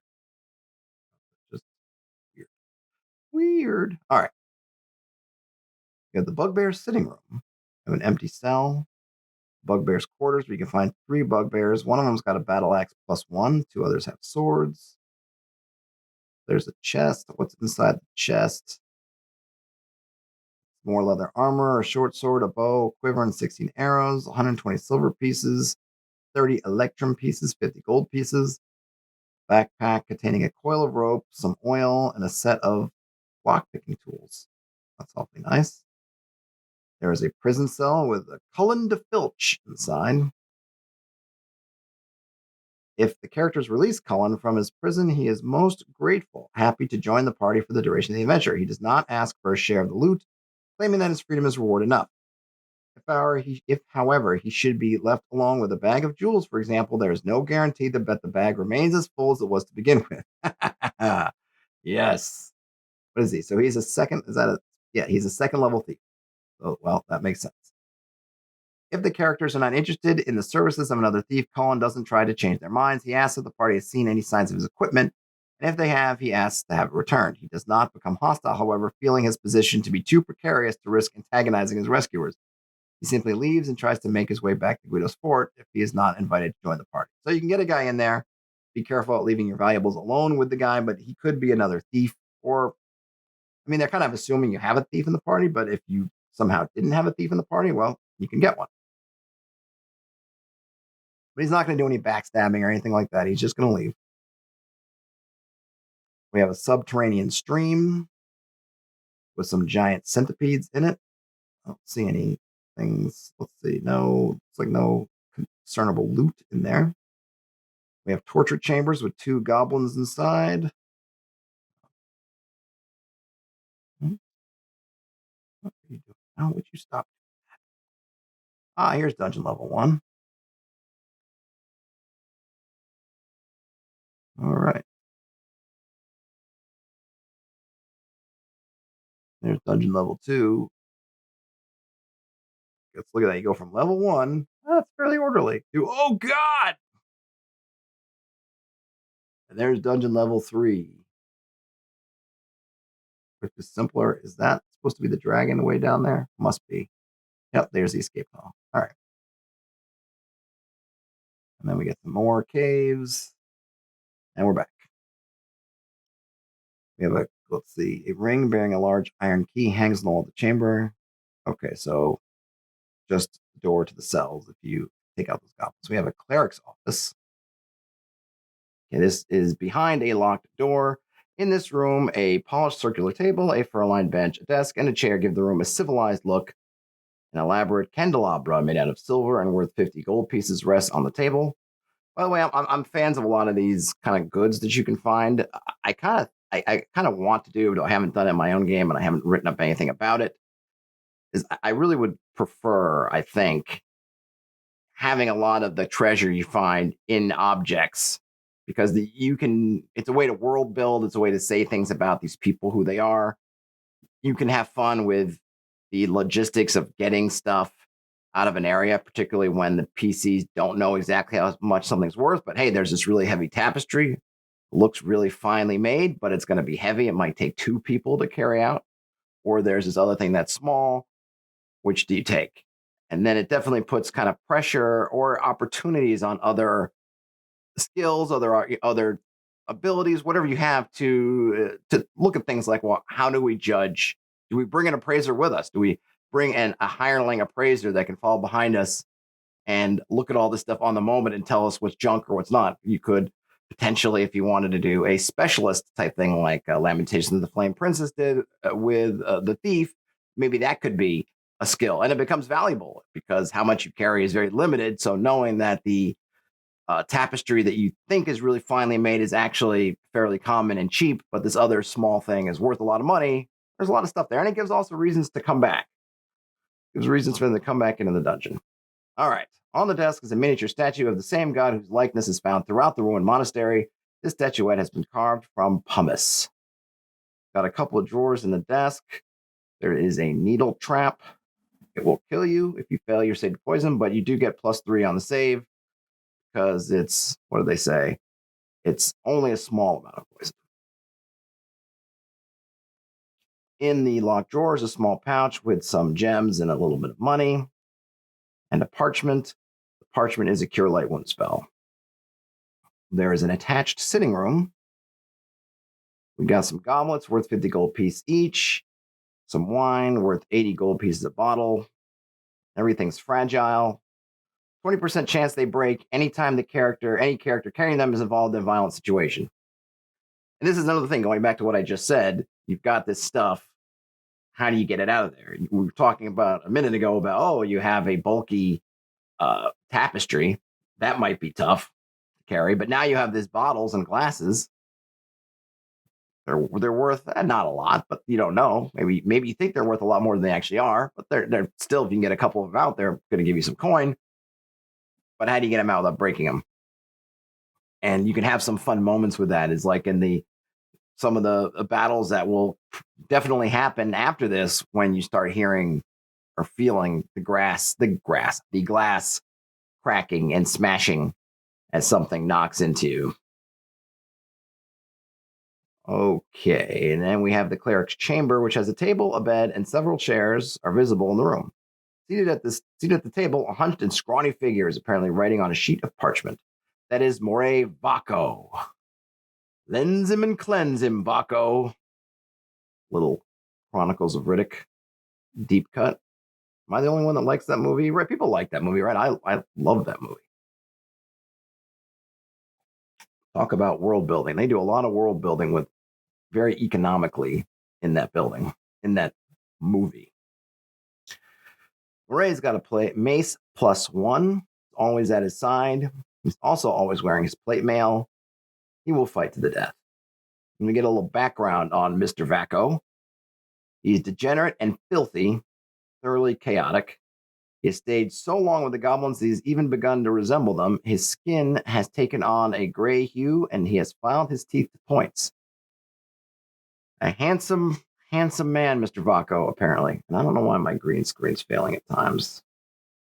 Or OBS's ability to do to chroma key my green screen. But I shan't bother with it now. Okay, let's see. He's the last survivor, one of the last of the black-hearted cult that founded the monastery centuries ago. Lacking human followers, he has gathered a congregation of evil monsters. He provides the monsters, quote-unquote, spiritual guidance and, quote-unquote, moral leadership. They provide him protection, food, and an occasional prisoner to be sacrificed to his iniquitous deity. The parchment on Moray's desk is covered with foul chants in an ancient tongue. Hidden beneath his bed is a long locked box containing 120 silver pieces. Okay, so a bunch of money, an elven cloak, and a bottle filled with a potion of invisibility. The key to the box, the key to a couple of the other rooms, and a key to the locked desk drawer in the other room are on a ring on his belt. Those are nice things if you can get in here and deal with him. Gosh, it's so hard to ignore when the things are going kooky, but I'm going to try to press on. Next, we come upon a metal forging shop.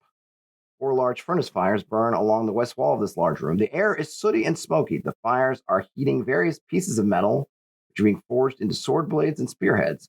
Working in this forge are 8 hobgoblins, 1 bugbear, and a very dirty dwarf, imprisoned by a ball and chain attached to his ankles. We've got a bugbear, 8 hobgoblins, and Gareth Ironhand, who is a 2nd level dwarf. The bugbear's got a large club. The hobgoblins have short swords. The dwarf wears a leather apron and carries a larger hammer. Larger than what? We do not know. Suffice it to say, it is large. Okay, let's see. So this is where I guess is another one of those nice things I like, because they're talking about how one of the things here is these hobgoblins and goblins and everything who are building up an army to try to take down Guido's fort. So it makes sense that we've seen in a couple places where they've had supplies. Now we see here's how they are manufacturing weapons. They are showing it, and then it gives you more the feeling that stuff is happening. They're not just static, right? People are working. This is a workplace that is being used. It's not just some guys who are waiting to be killed, even though in reality they're waiting to be killed, but they're doing stuff. They've got work to do.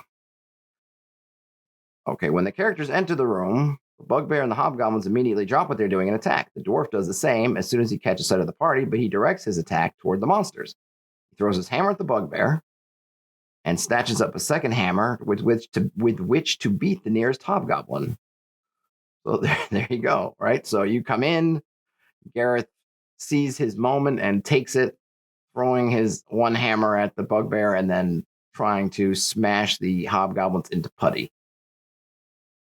Foundry is being used to manufacture weapons for the army, now being recruited. The dwarf has been a prisoner for nearly a year. His skill as a smith has kept the hobgoblins from killing him. Given the chance, he fights savagely for his freedom and offers to join the party for the rest of the adventure if they so desire. Assuming that the PCs are victorious in this battle and that they free the dwarf, he takes a shield from one of the dead hobgoblins, becoming AC 6, but his hammer remains his weapon of preference. All right. So you can get another party member. And by the way, if you would happen to lose a party member earlier on, this could be a chance where you could bring somebody back. I mean, potentially you could lose a PC just in this encounter. So now you could either have an extra hired hand, so to speak, or a replacement PC if you need one. All right, we have the dwarf cell. We have a goblin arena. So we got to read what the goblin arena is about. Torches placed on the walls at frequent intervals light this huge chamber. 2 massive stone columns rise from the arena floor to support the roof. The arena floor is 10 feet below the level of the hallway. Lying in a circle in the center of the arena and hardly recognizable from the upper deck are 4 bodies. All right, so what are we doing with 4 bodies lying in the middle there, right? Gotta be something. Hold on, just try something really quick because it's driving me nutty.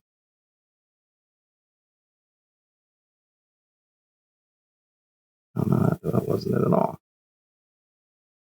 Oh, what to...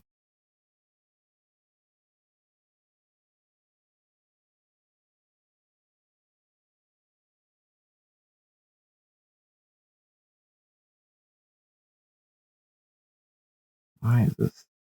Boy, everything is going wonky for me today. I'll pick. Oh, that's not it.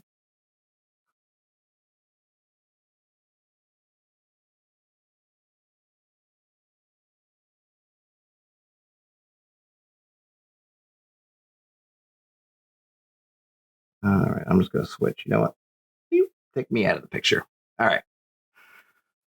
Hard to pay attention when I'm having more and more things going wrong, but I'm going to try. Okay. We got the Goblin Arena, 4 bodies in the upper... 4 bodies, hardly recognizable from the upper deck. Looks like there's a couple of wolves here. So if the characters approach for a closer look, they see that all of the bodies have been pierced by many arrows, but they have not been dead for long. As the characters approach, 2 shadowy forms advance from behind one of the columns to stand by the bodies and growl menacingly at the PCs. These are 2 wolves trained as war dogs. All right, so this is kind of cool. Dwarves were trained by the party of adventurers now lying dead upon the arena floor. The canines are very loyal creatures remaining here to guard their masters. The dogs look scrawny and underfed.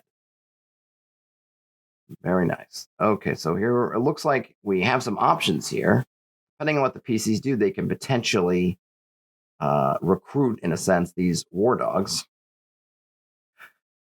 Certainly, the PCs can attack the dogs if they want, but the dogs do not attack the characters unless one of them actually touches one of the dead bodies. If the party advances to the corpses, the dogs growl and bristle, but slowly back away as long as the characters remain calm and do not disturb the bodies. If a character speaks to the dogs in a calm voice and offers them food, they both eat hungrily. From that moment on, they regard the person who fed them as their master or mistress, even to the point of letting that individual examine the bodies of their former masters. So much like the not quite as against the grain as the 2 ladies, if you go in there and you just go in, swords ablazing and want to search the bodies and just kill the dogs, you can do that and you'll win. You'll potentially lose some of your resources, but maybe bigger than that, you'll lose potentially recruiting these animals to your cause.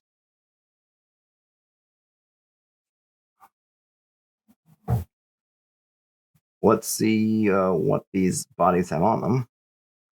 Looks like the thief, one of them's got a short sword +1 and a dagger. Or the one was a magic user that had a ring of protection +1. No coins. Dogs have been trained to obey the following commands: kill, stay, fetch. Is that it? Oh, and guard. You could have some fun with trying to figure out if they do happen to tame the critters. You could have some fun with figuring out how to get those to work. The command words talking about here. if you're in the middle of something heated, you can have whoever the dogs have imprinted on is, attack, fight, trying to figure out, oh yeah, kill, and then the dogs go. Could be some fun. Some fun could be had. Supply room. We got some boxes and stuff. Oh, wait a minute. What's it say? Oh, please. Thank you. Moving clockwise around the room. Okay, just some stuff. So they could pick up some rope, which could be very useful later on. A whole bunch of cloaks, iron spikes, bunch of backpacks, poles, 10 foot long, of course, naturally, and 100 small sacks. And this is another one of those caches that if the party destroys, they can get some experience because they are setting back the efforts of the Hobgoblin King. Just fixing my glasses there momentarily. All right, so we have the dining hall. The doors are locked. There are 4 goblins in there. Let's see. If the characters enter this room before they enter the kitchen, then one round after the characters enter the room, the door to the kitchen swings open. 2 very small goblins carrying a large empty tray stroll in. They squeak with fright at the sight of the intruders and rush back from whence they came to alert 2 other goblins in the kitchen. All 4 then rush into the hall to alert the guards in room 57, which is something on another page. And the guards will appear in 3 rounds. Characters have already been to the kitchen. The goblins will already have alerted the guards. Okay. We got the dining hall, then we have the kitchen that's kind of connected. There's a large oven in the kitchen, 2 cook stoves, some bowls, etc., etc. We've got a pagan temple. In this room, 7 sets of bare wooden benches face a raised dais upon which, is it dais or dais? I can never recall. Upon which sits the likeness of the same hideous god encountered several other times. This statue is carved from pumice rather than granite. There's a couple of gems in the statue. Each is a fist-sized stone worth 300 gold pieces. Each of the gems is hooked to an elaborate trap, which is sprung unless removed by a thief. And each gem must be removed individually. The trap is sprung. Some robber flies come out of the mouth of the statue, which drops open. And then there you can also get into a small secret chamber, which I believe is the interior of that trap. We've got a ready room. Group of goblins and hobgoblins are seated around 2 tables, 3 wooden benches. A few coins are scattered about the tabletops. We got 4 hobgoblins and say 4 goblins.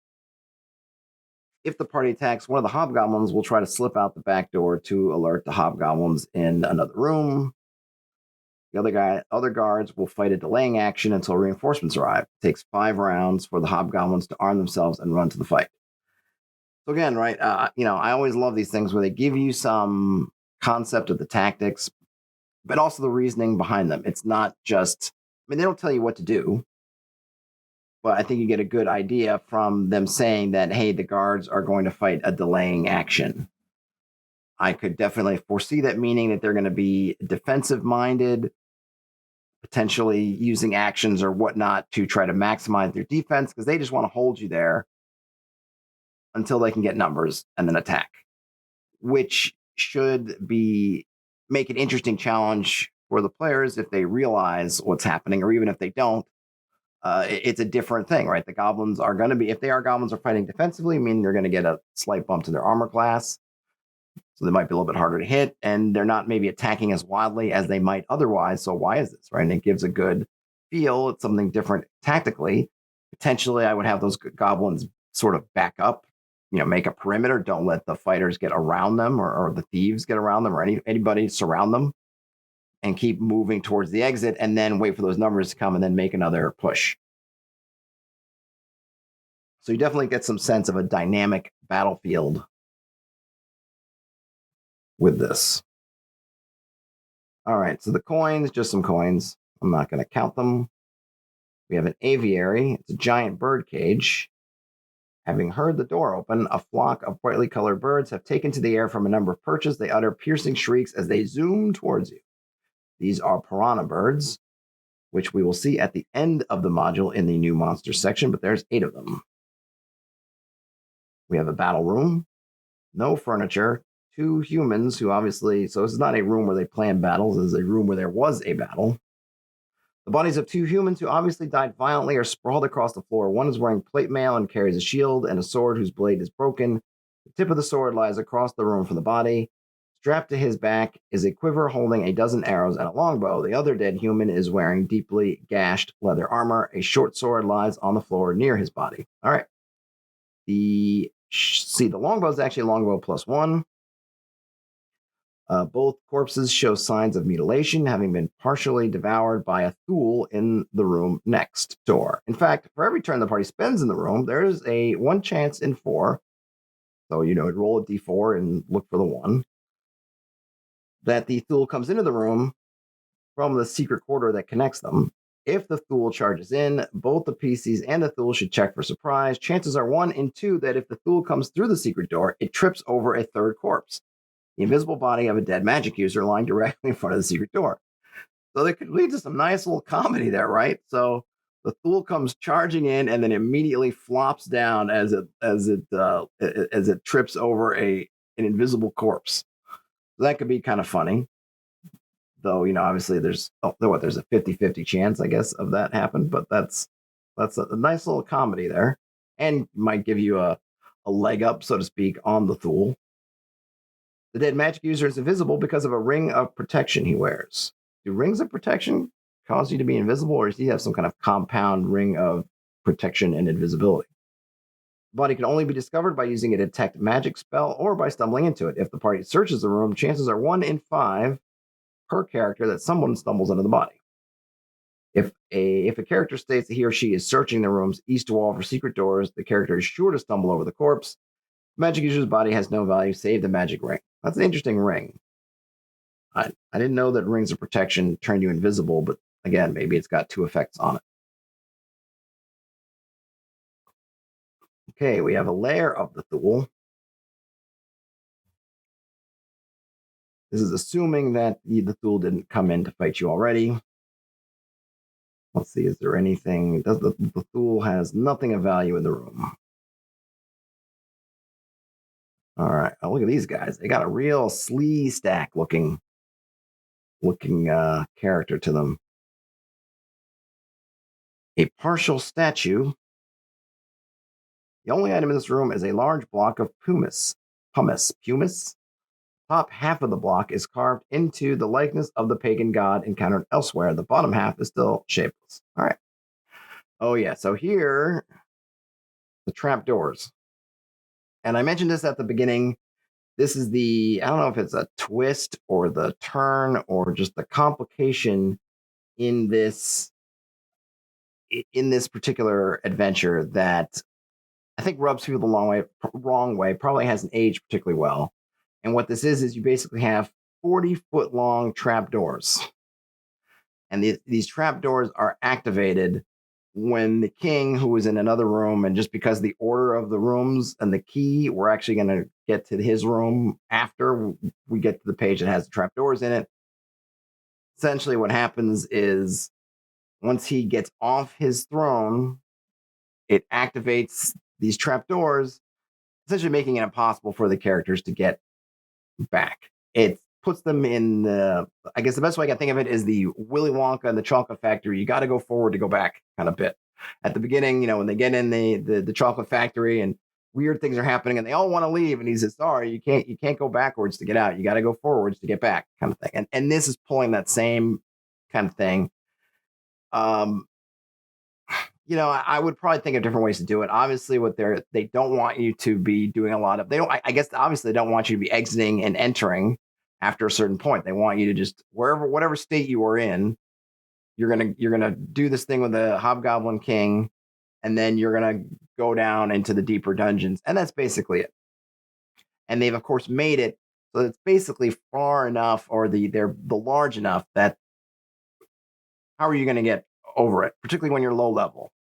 You might have a fly spell, but you're probably only going to have 1 fly spell. So what do you do with everyone else? You're going to have rope, but how do you get the rope?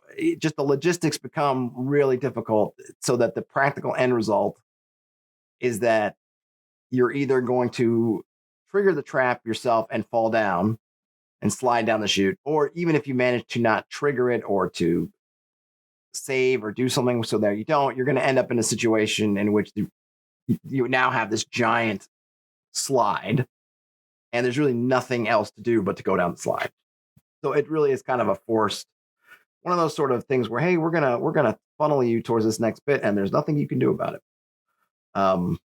And here they go into the details. It's 300 foot down. You can slide through the chute. You will take some damage, but it's meant to be like one of those Hollywood, Goonies slides where the sides are really smooth, but so you won't really hurt yourself too much. You're just going to slide down and you go, woo, and you'll land at the next level.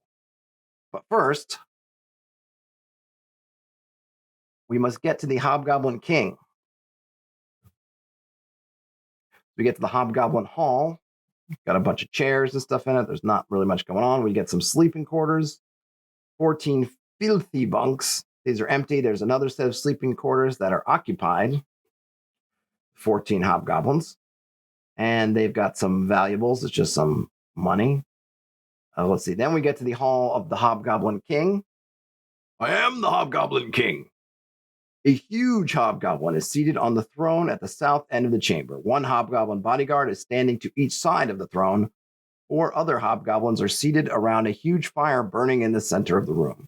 2 more hobgoblins are drawing liquid from a keg in the southwest corner of the room. Apparently, some kind of party is going on because the atmosphere in the room is festive. So we got the Hobgoblin King, 2 bodyguards, 6 regulars. Hobgoblin regulars. The personal bodyguards, one of them has a spear +1. King himself is wearing a ring of fire resistance.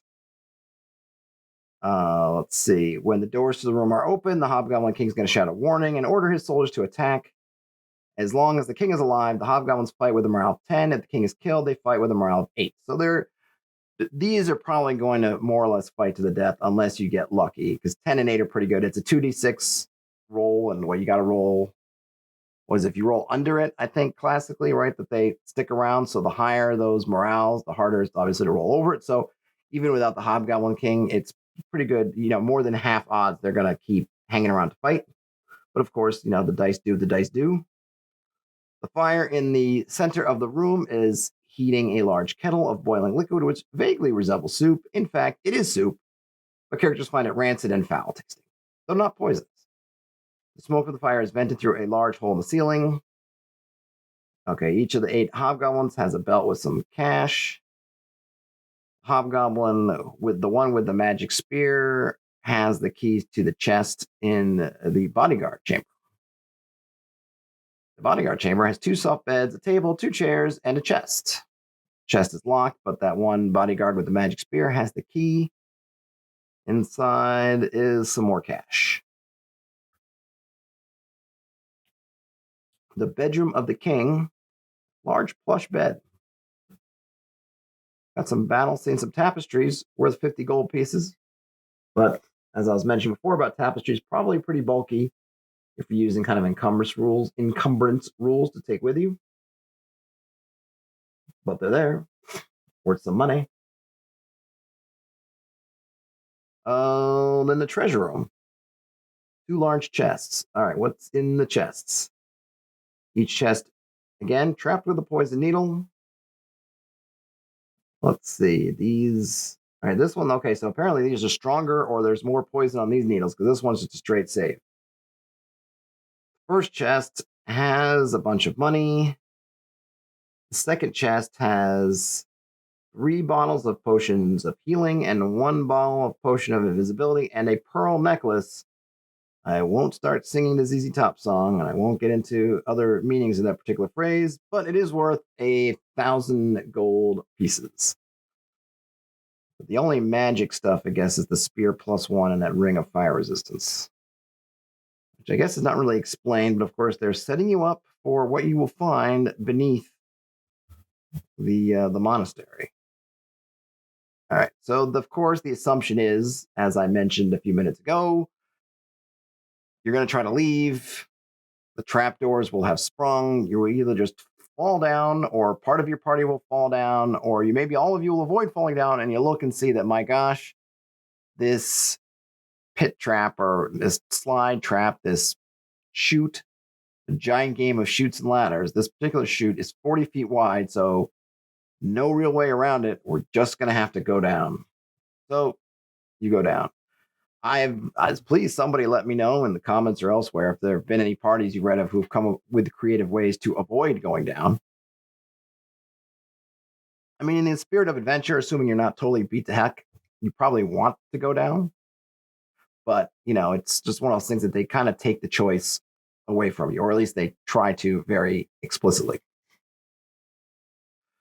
Characters gain entrance to this dungeon level by falling through the trapdoors in the corridor outside the chamber of the Hobgoblin King. Takes a steady hand to map this level of the dungeon, and you can see in part 1 when we went through the dungeon level maps, the map of this level 2 is pretty crazy. They go through a bunch of stuff here. If you want, if there's a dwarf in the party, or if you recruited Iron Hand, I think was his name, the dwarf from the blacksmithing room, and he wants to check the slopes. You can check the slopes at different areas. I'm not sure what that actually does for you in a practical manner. And there's also a note about when you're describing these things, you don't need to be super detailed, and about angles and things, sharp angles. You can talk about gentle curves, things like that. But the characters aren't equipped with the kind of gear they would need to make exacting measurements anyway, and it really doesn't matter too much. Now, at the bottom of this whole thing, they talk about how this level's never traveled by the hobgoblins. In fact, they have no knowledge of the creatures living here or the make of the dungeon. The creatures on this level are crazed, half-starved lot, living desperate and hungry existence. They are quick to attack any potential meal. Many packs of rats scuttle about, living in tiny holes in the walls of the tunnels. The rats are the staple food of the residents of this area. The rats are used to running for their lives, so they never attack a character. You might mention occasionally that the party hears the rats squeaking or scratching, but the party never actually sees them. Desperate for food, certain creatures roam the corridors. The chance of encountering a group of these wandering monsters is calculated as usual at the end of every 2 turns. If an encounter is indicated, roll 1d6 and compare. Okay, so we'll take a look at that table. Because why the heck not? That is why we're here. Let's see. So we've got 6 options here. 2d4 piranha birds, 1d4 robber flies, a lone thule,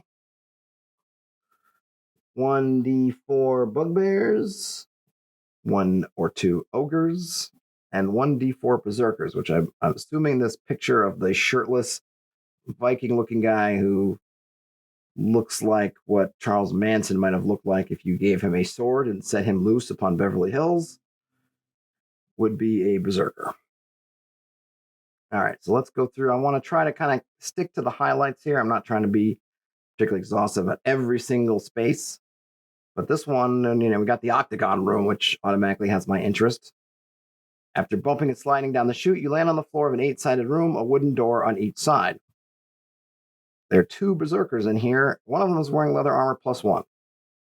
So you notice throughout this, they are giving you chances if you're canny. Obviously, if you win these things and search and do a good job of getting some magical equipment, hopefully put you in as good a stead as possible once you get to the dragon. All right. Just checking on my numbers. Looks like everything is going. OBS is showing that I'm streaming green. My CPU is not exploding. It's because I'm trying to record it locally now because I'm trusting nothing for this. So just wanted to double check that. All right. These 2 berserkers are part of a group of humans who have been wandering through the labyrinths of this level for many years. They're probably clearly not very bright. They have forgotten any human language they ever knew, communicating in a series of grunts, hoots, and shouts. All right, so that's some fun stuff to play with. Let's see.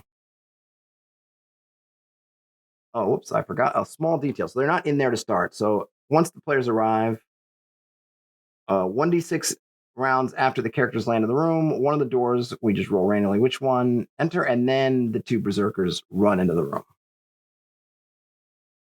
And they attack on sight. But I guess that means that potentially if you move quickly, you could get out of that room before they come in. So I would probably roll which door they're coming out of. That way, if the party chooses the door that the berserkers were going to come out through, they would meet them in the hallway. Let's see. Anything else here? All the doors in this room are identical, and since the corridors beyond the doors are maze-like, the party might become confused. They might find themselves back in this room over and over again. As exiting one door, twisting and turning in the corridors, they may have no idea which doors they have come in or out of. So basically, map the heck out of this place if you don't want to get lost. Basically, the only way to mark a door is to actually carve or paint something on it. The characters try to keep track of the doors by leaving markers in the room. The markers disappear almost immediately after the characters leave the room. If the gelatinous cube doesn't come through on a cleaning trip, some other monster passes through and drags away whatever the characters may have left behind. Okay, so other than mapping it yourself, if you want to try to mark stuff, you got to mark it with something that is more longer lasting than, say, leaving a breadcrumb, because something's just going to come and eat the breadcrumb. Or take it away, or do something else. And of course, you could have fun if something was coming around and just moving the things around without doing them and really just confuse the heck out of the players. But that would be cruel, right? We GMs, we are never cruel. You get a bugbear's cave, 3 bugbears, got some clubs. They got nothing of value. A large cavern, and they're nice enough to tell us that nothing of interest is in this large cavern. We can move right on to the Chamber of the Man-Eaters. This large cavern appears to be empty. The ceiling is high, and the far end curves out of sight. All right, there's a lair of ghouls in here, 4 of them to be precise. They're squatting around a pile of miscellaneous bones. Unless the characters are very noisy, you check normally for a surprise. In any case, the ghouls attack the characters on sight. All right, so in the garbage, got some coins, got a necklace, and a battered, corroded sword that's actually a +2 short sword. So don't judge a short sword by its battered, corroded cover. And it keeps its +2 bonus even if it's not clean. So it is a usable +2 right off the bat. You do not have to take it back to get it mended. You can actually start +2 short swording people right from jump. You just have to be lucky, smart, or I guess you can't even use detect magic, because I believe it says the sword is not recognizable as a magic weapon unless considerable time is spent scraping the corrosion off the blade. Does that mean? I would imagine, though, it's still that doesn't mean a detect magic wouldn't work, right? So maybe someone wouldn't be able to examine it and recognize, aha, this is Sting, but they might still sense a magical aura. I'm guessing, maybe. I don't know. I suppose it's up to you how you want to play. How you want to play that? Excuse me. We have a secret chamber, 2 secret doors leading into this room, and a secret door connecting this room to another room. It's opened by rotating a small outcrop of rock in the center of the door. That's awfully complex for the kind of crazed creatures that are here. And I don't know if they're hinting at the fact that maybe this was something a little bit more than just a labyrinth of Looney Tunes at some point. In any case, there are some sturges in here, which are nasty. There are 8 of them. Doesn't look like there's anything else. Let's see, there's a secret treasure room. Got 3 small wooden chests, each fitted with a sturdy lock. Are these poisoned? Does not appear that they are. So we got a bunch of coins and gems, a silver pitcher and 6 goblets, a fabulous jeweled necklace, bracelet, a bejeweled dagger, not magic, but worth some coin, and a gold serving tray. The 3rd chest has a bottle of diminution and poison, 2 bottles of potion of healing, a sword +1, a suit of plate mail +1. Ooh, that's nice. And another ring of fire resistance. Boy, so now I want to say we've gotten 2 rings of fire resistance if you got the one off the Hobgoblin King, and then you're lucky enough to get this one. So that's giving you not necessarily an advantage over the dragon, but at least you're getting maybe more of a survivable chance against the dragon. Let's see. And we have a Cavern of the Giant Shrews. 3 of them. A silent spell can blind them. That's cool. Other than that, it's just the shrews. We got an owlbear den, so we get to face an owlbear or not if we don't want to. Let's see. The owlbear is jealously possessive of its den and will attack and attempt to maul any creatures that stroll through the entrance. The bear will be resting at the spot marked with an X. All right, not really concerned about that. When it attacks, the owlbear will direct both its claw attacks and its bite to the same character, repeating the attack until that character has been killed before selecting a new victim. Ouch.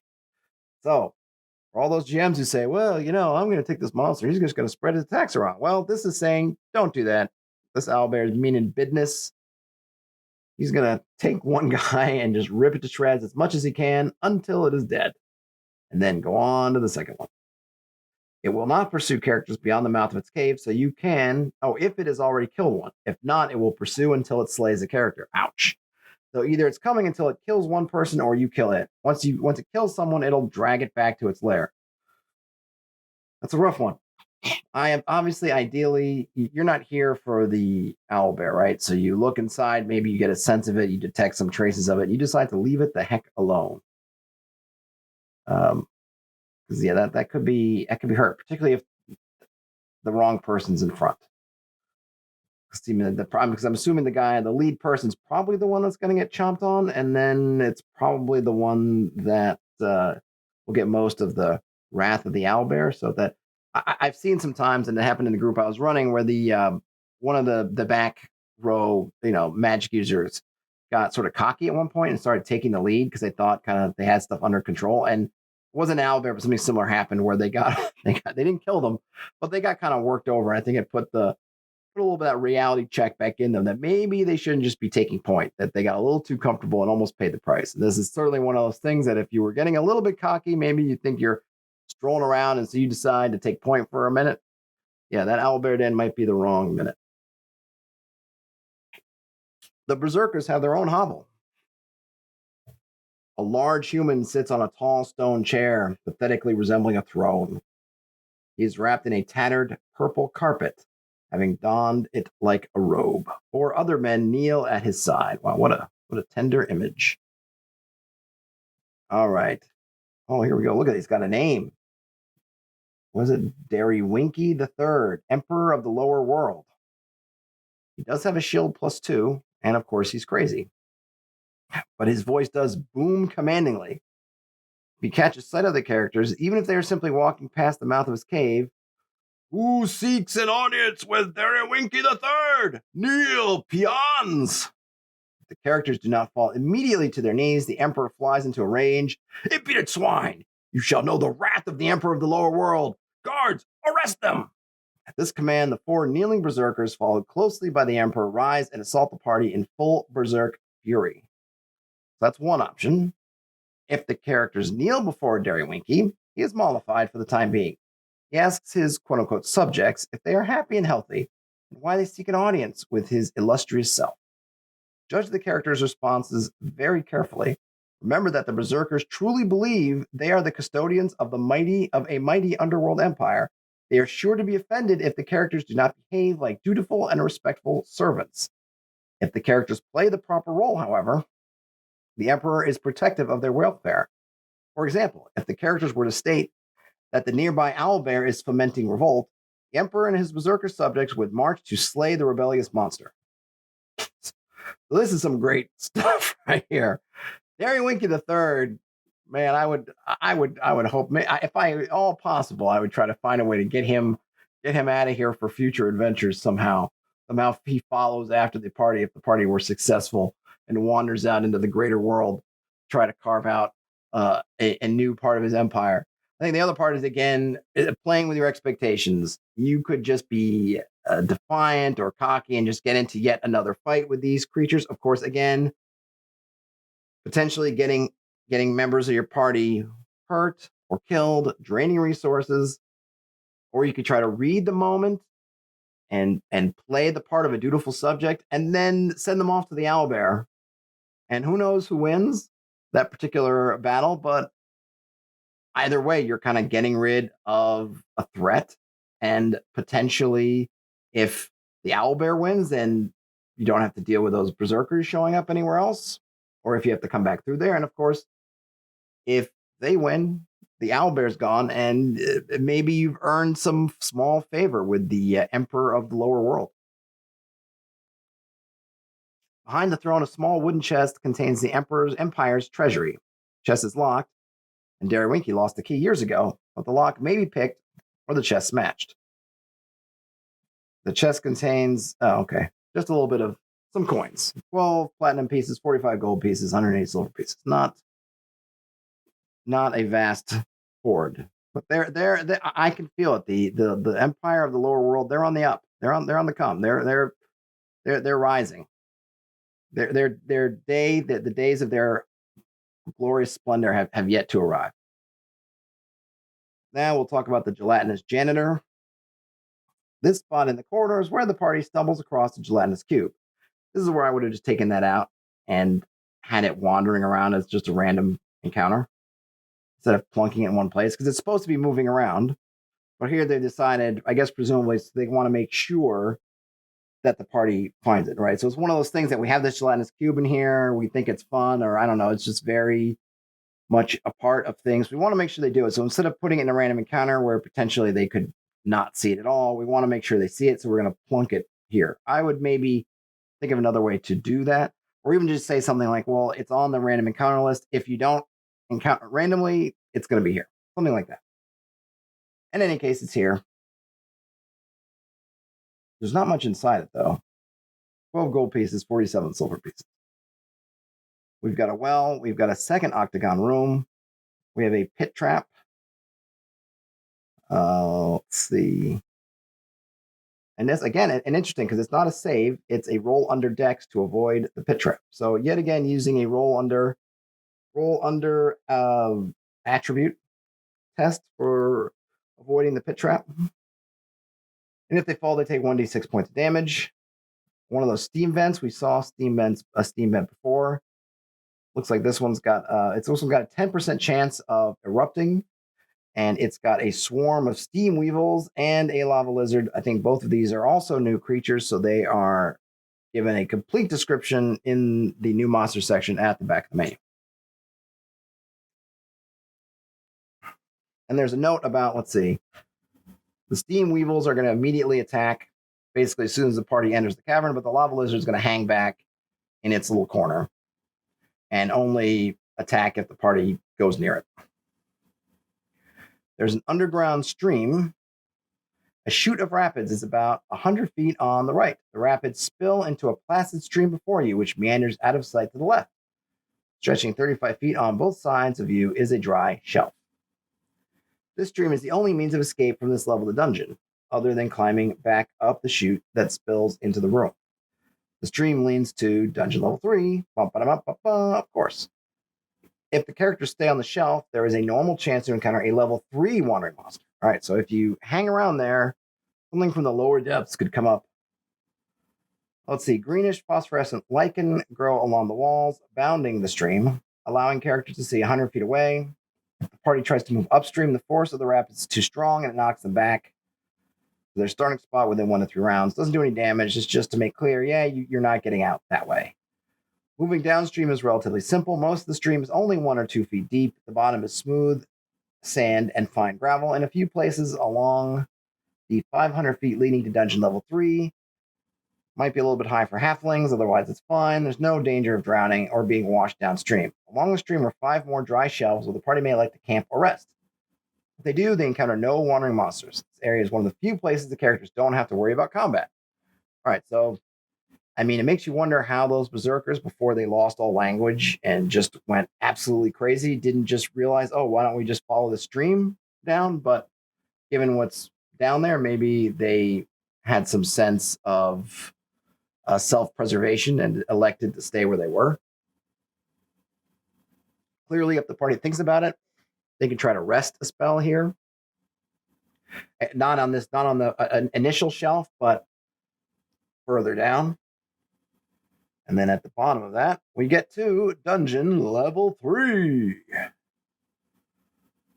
All right, let's see about, we got wandering monsters. I believe it's also 1 every 2 turns. We do a check.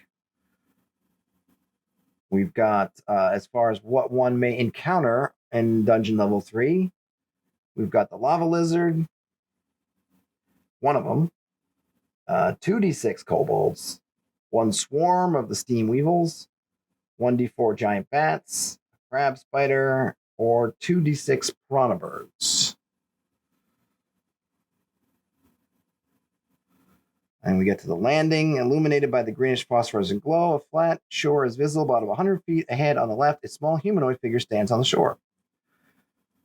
And then there's an alcove with a couple more in it. These are kobolds. They're on guard duty, but they're kind of slacking off, so you do have an opportunity to sneak up on them somewhat. So you can try to get through this via stealth and maybe a surprise attack, ambush, and then take care of these guys before they go back and try to warn others, which they will do. So again, right there, given some tactical oomph, which is when if the initial guard that's on the beach gets word, it'll kind of call out. The other two will wake up. I think they will try to run out and get help. They will run through the kobold storage room and lair where there are 4 more kobolds. And then there you get to the Bridges of Death, which is a really interesting encounter space. I will read the description here. This large chamber is split by a 20-foot wide crevasse. The crevasse is 300 feet deep, and at its bottom flows a river of molten lava. Obviously, it's quote-unquote curtains for any creature who falls into it. So you fall off those bridges into the crevasse, yeah, you're dead. And by the way, not only are you dead, but remember, you've fallen 300 feet into molten lava. So, that's right. That's a Smeagol and the Ring Golem territory, right? Anything you carry is going to melt. So you might have picked up some nice gear if that fighter who's got a long, sword +1, and he's got the plate mail +1 and a shield +3. If he drops off that bridge, you're not getting that stuff back. It is all gonzo, right? So tough. The south side of the crevasse is guarded by 5 kobolds at all times. If any kobold the party encountered on, back basically before this, had a chance to escape, an alarm has been sounded. All the kobolds from caverns 88 and 89, just further in, as well as any kobolds escaping the landing or cavern, have arrived to support the 5 kobold guards. If no alarm has been given, the leader of the 5 guards blows a brass horn he carries at his side as soon as intruders are sighted. Reinforcements arrive within 3 rounds. Excuse me. So, if you haven't been super careful, there's going to be a bunch of those kobolds going to be waiting now here for you. And I think 5, and we get in the other rooms, they mention how many are there. So 5 plus some number. And remember, we have these bridges that are between the party and these kobolds. They got to figure out how to get across. And it's an interesting puzzle because you want to get across quickly before, assuming you get there. If reinforcements are already there, I don't know what you got to do. But if you're able to get there ahead of the reinforcements, you want to try to get across as fast as possible. At the same time, as we'll see, if you get hit while you're on the bridge, there's a chance you fall over.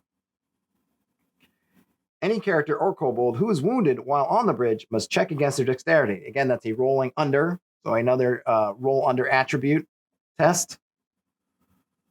If the check fails, individual is knocked off balance and falls into the chasm. For the purposes of this roll, all the kobolds have a dexterity of 10. So any kobold has a 50-50 chance of just going over if you hit them, even if it's for 1 hit point. Conversely, a character gets a chance to roll into their dex. But of course, if you're the beefy fighter who maybe didn't have a ton of dex, it doesn't matter how much. It's not about how many hit points they got. It's just a matter of the fact that you are wounded, which assuming in this case means you've just taken damage from a hit.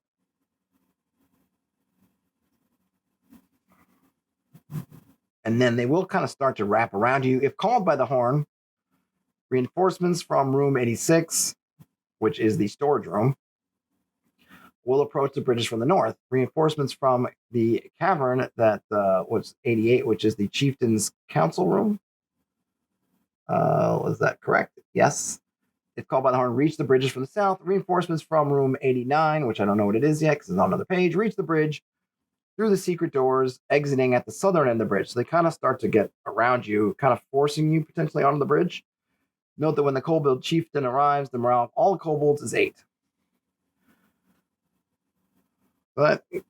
So basically, if you get there, you're going to have the potential for a lot of trouble coming down on you, hemming you into a spot that's got a death trap in the middle of it. Not a lot of fun.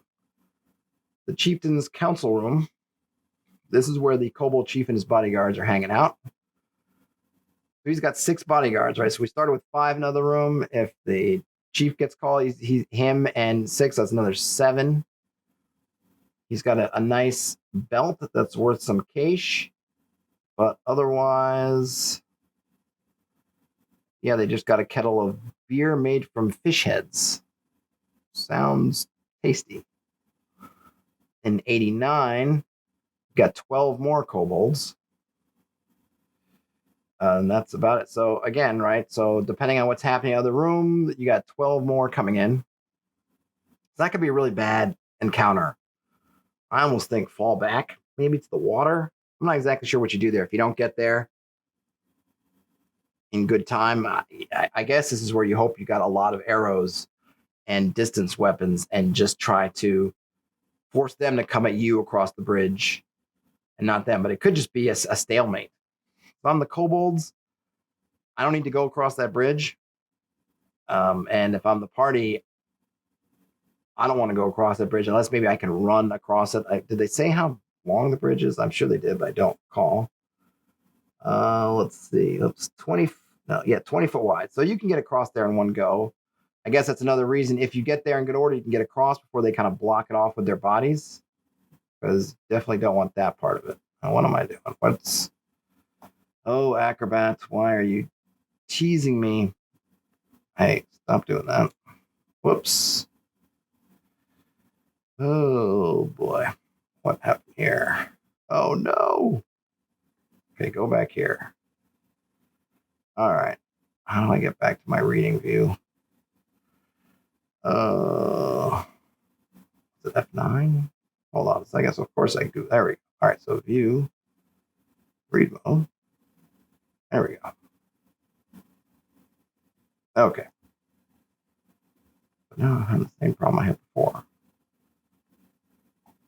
Okay. Ooh, fun with PDFs.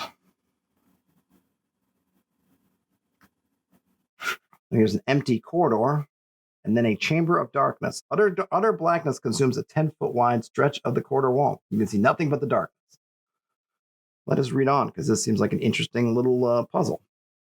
Many years ago, a very evil cleric met an untimely end in this cavern. Because he was slain by a very good cleric, a strange magical phenomena took place. The black force of the evil cleric's soul took possession of the cavern, causing total darkness. It's kind of like the that spot on, was it Dagobah, right, where Yoda sends Luke to go down because there's some kind of evil, there's some sort of dark side of the force area down there. Kind of makes sense. Interesting that it's tied with being killed by a very good cleric. One would think maybe that would prevent such a thing. But I kind of like that idea that there are phenomena that can take place when kind of, I don't know, maybe great or sort of pinnacles of good or darkness are defeated or whatnot. It could leave an imprint on the environment. If the characters thrust a torch into the dark area, the torch seems to disappear, but if they withdraw it, it burns brightly. Only a light spell can illuminate the room. There's nothing dangerous or harmful in the room, and in fact, characters can find valuable treasure here. If they have no magical light, however, they must explore the chamber in darkness. For each character entering the room, there is a 15% chance per turn a character locates the skeleton of the dead cleric and the backpack he carried. This chance is cumulative, so if 3 characters search the room, there is a 45% chance one of them discovers the corpse and backpack. The backpack has got some scrolls, 2 Cure Light Wounds, 1 Bless, 1 Magic Missile, 1 Phantasmal Force, 1 Fireball. And then we have some potions, 2 doses of a potion of healing, 2 doses of a potion of growth, and 2 doses of a potion of invisibility. So some good stuff in there, but you got to be willing to put in the time. I like that more people start the search, raises your odds of finding it. But it'd be very interesting if you rolled a random encounter while they're doing that, since the darkness is going to play heck with it, with everybody trying to do stuff. Could be a great kind of moment, sort of half comedy, half deadly serious. The thing, people just swinging around. potentially hitting other team members or hitting nothing in the darkness. We got some empty caverns. Then we have some kobold guarded cliffs. All right. These two corridors expand and then drop away in 50-foot cliffs, and rock outcroppings stud the walls. A single kobold is on guard at the top of each cliff, which means 2 total. They're lying prone and they're watching the corridors below that approach from where we just came from, the empty caverns. If the party sneaks up on them from behind, add +2 to the kobold's chance of being surprised. If the party is below the kobolds, add +2 to the character's chance of being surprised, and no chance for the kobolds to be surprised. If a thief tries to climb one of the cliffs, the kobold on top waits until the thief is halfway up and then drops stones at him or her. Roll to hit normally. Each stone hitting its mark does 1d4 points of damage. The thief must check against dexterity if struck. It's interesting that they're not using saves here, but they are continually using these, having you roll under your attribute. That I would have thought would have been a clear saving throw. They're putting as a roll under dex. I'll have to keep this, I'll have to remember this, because this is definitely, if people ask examples of modules using roll under attributes, I will definitely have to point them to Horror on the Hill. Okay, if the roll fails, the thief falls. Consider his fall to be from halfway up the cliff, 1d6 points of damage for each 10 feet. That's a lot of damage. So if you're a thief and you're going to climb up there, man, be careful.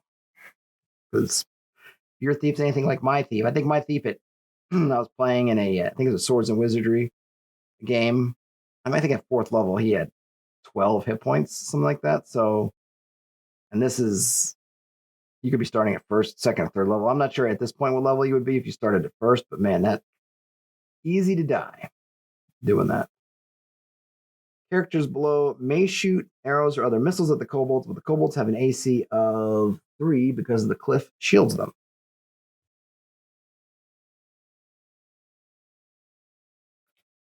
I almost figure just run through, because I'm not sure what the kobolds are actually. They don't say what they're guarding, and they don't even say that they're going to give an alarm. They're just kind of there. They'll just take pot shots at you. So maybe the best course of action, if you can think about it as a PC, is just get out of that room. And I guess just hope that they're not warning anybody important ahead of you, but it doesn't seem like they are. This large chamber, so this is a large cavern. This large chamber contains many stalactites and stalagmites, some of which are broken and littering the floor. Okay, that's it. We have a rock slide. It's got a giant rattler, a big rattlesnake. We have the den of the lava lizards. So there's 2 lava lizards here. And you can walk around them. They're only going to attack you if you get too close. If you just come, I guess if you just, in this case, if you touch them because they're asleep. Excuse me. All right, the Old Warrior's Cavern. It's obvious this room has been inhabited, presumably by the poor warrior whose skeleton, still clad in plate mail armor, rests on the room's lone chair. A mighty sword lies by the warrior's side. Also visible are a wooden table and a straw pallet bed. Am I the only one who's reminded of Conan the Barbarian, the original movie, when Conan gets in the tomb and then he finds the sort of warrior skeleton on the throne-like chair with the sword? Let's see, he's got 5 arrows +2, plate mail +1, and a sword +1, +3 against dragons. So you definitely want to get that one. And there's a broken longbow. And there's a secret door that leads out of this chamber that's opened by rotating an outcrop of rock. So if you found the other place where you rotated an outcrop of rock, you could presumably find this one by looking for outcrops of rock on the wall and turning it, right? So it's a nice little, they're using the same secret door method. So if you're good about describing it and they find one, then the next time around, maybe they'll find it more easily because they've got a sense of how these things are working. And now we get to it. The Dragon's Entry Room. This room is empty except for 6 small and blackened skeletons on the floor. Those are kobolds, who I guess said the wrong thing when the dragon asked them if it looked fat. The lair of the red dragon.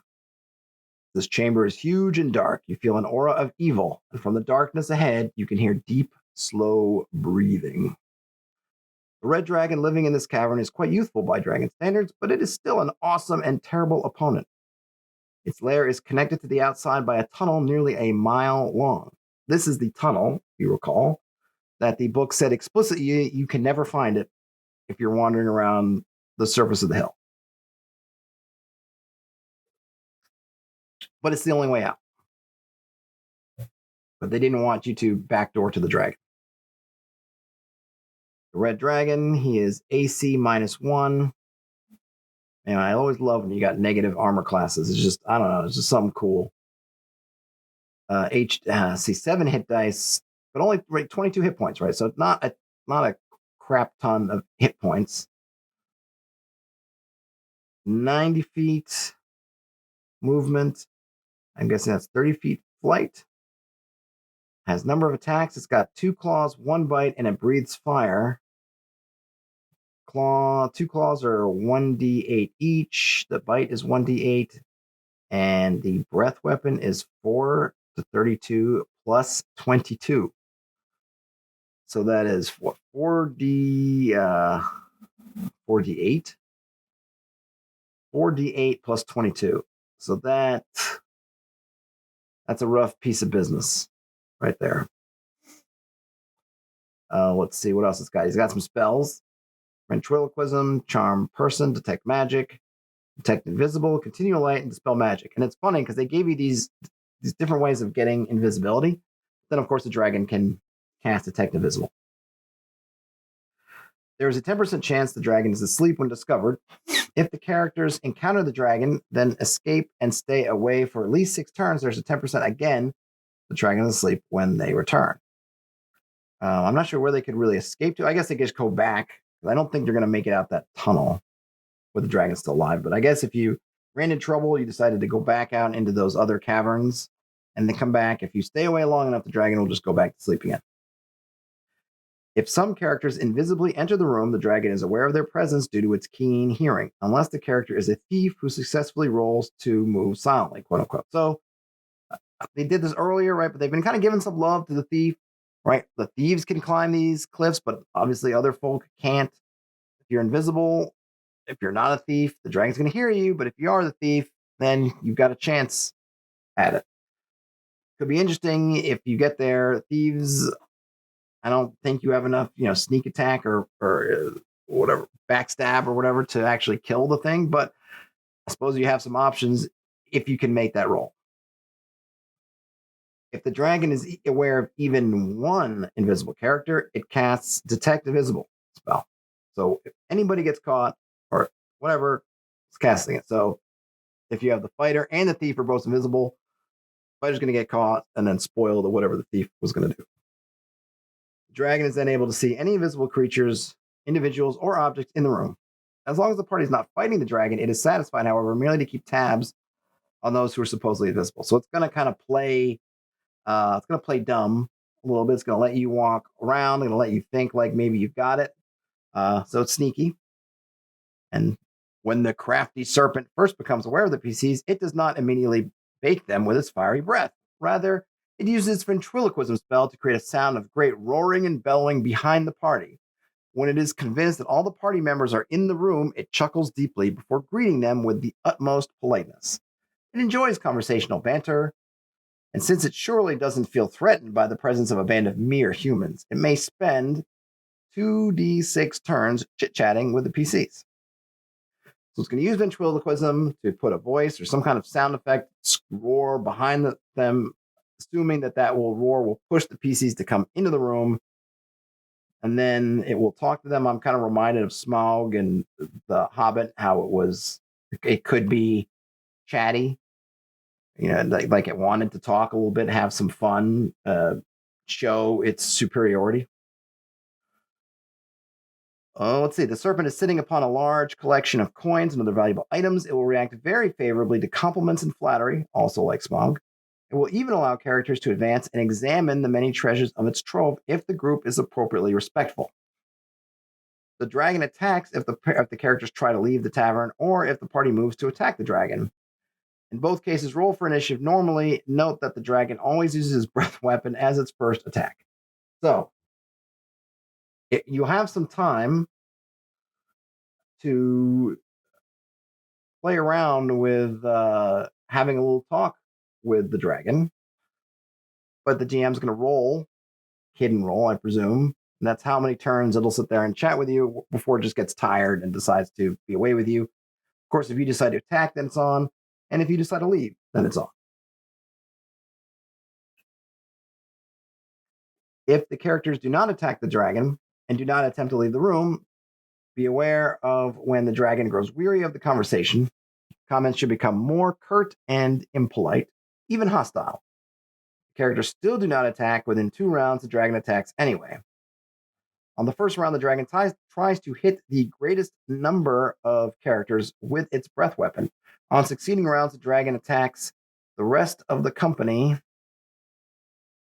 the rest of the group in the following way, as explained in the basic rules. It's going to roll a d6. On a 1, 2, or 3, it's going to use its claws and bite attacks. On a 4, 5, or 6, it's using its breath again. Remember, it doesn't have to wait. It's just got a 50-50 chance in any given round. You could get unlucky, and it's just going to be breath, breath, breath, breath, breath. Or maybe you get lucky, and it's using its claws and its bite. But you're definitely getting at least 1 breath in there. So if this is your first dragon, Dungeons & Dragons, you will be sure to get breathed upon. I don't think there's much way around it, unless you are, I suppose, you can think of some particularly clever ways to avoid that. If anyone's seen such things, I would love to hear it, but you're probably getting breathed on at least once. And if you're lucky, not a ton of times. And remember, you can subdue the dragon, which they're going to talk about right now. If the players are able to kill or subdue the dragon, they find as much treasure as they can carry. And then there are some magic items. Ring of Protection +1, Wand of Magic Detection, Rod of Cancellation, and a Bag of Devouring. I probably would have the dragon flee at some point if it could. You could really use this to set up kind of, a big bad evil guy, or at least another player and things. If the dragon leaves, they don't give it a name. So that might be one other thing to do, is give this thing a name, give it a little personality of its own.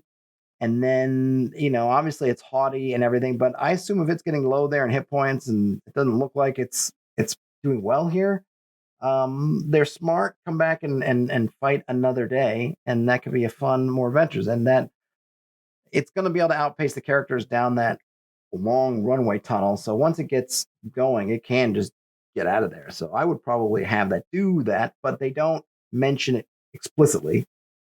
That's probably something that I would do. And then who knows, maybe it would try to burn Guido's fort on its way out, much like Smaug tried to take its vengeance on the lake town for the dwarves showing up. The tunnel exiting the dragon's lair climbs gradually for a mile until it exits at Area 19, which is the spot that you'll never find, theoretically. And then we have some stuff about tying up loose ends and a lovely picture of the docile, subdued dragon swimming behind the boat. And they talk about getting the dragon out, or basically back to Guido's fort. It's too big for the boat, so you can do whatever you want with it, or tell it to swim behind you. Once you get back to Guido's fort, you run back into the sisters, and the sisters want the dragon if you have it. If you remember, there was a bargain you could make with them that gave them basically their choice of any one thing that you got. Their first choice is the dragon. Their second choice is the Rod of Cancellation. If you either don't have them or you didn't make that last deal, they will still try to get it from you. With a glint in her eye and greed in her voice, Rosalinda says to the party, "That old Rod of Cancellation looks to be in pretty bad, sad shape, but I feel sorry for you, losing your dragon after all your troubles. Tell you what, I'll give you 1,000 gold pieces for the rod, twice what it's worth, at least." In truth, the sisters are willing to pay 5,000 gold pieces for the rod, but only shrewdly bargaining characters can get that much. They didn't make a deal. There's a guy, or if they don't, either they had the dragon or whatever, if they have the dragon, they didn't make the deal, blah, blah, blah. There is a guy in the Lion's Den tavern who will offer to buy the dragon from the characters. But it's kind of one of the interesting, they don't cover, well, what if you choose not to do that? Certainly modern players would love to have a dragon. So I'm not sure. I would like to know. I'll have to read more into if anybody knows what rules there are for what to do with a dragon once it is subdued, besides sell it. I'd love to hear it.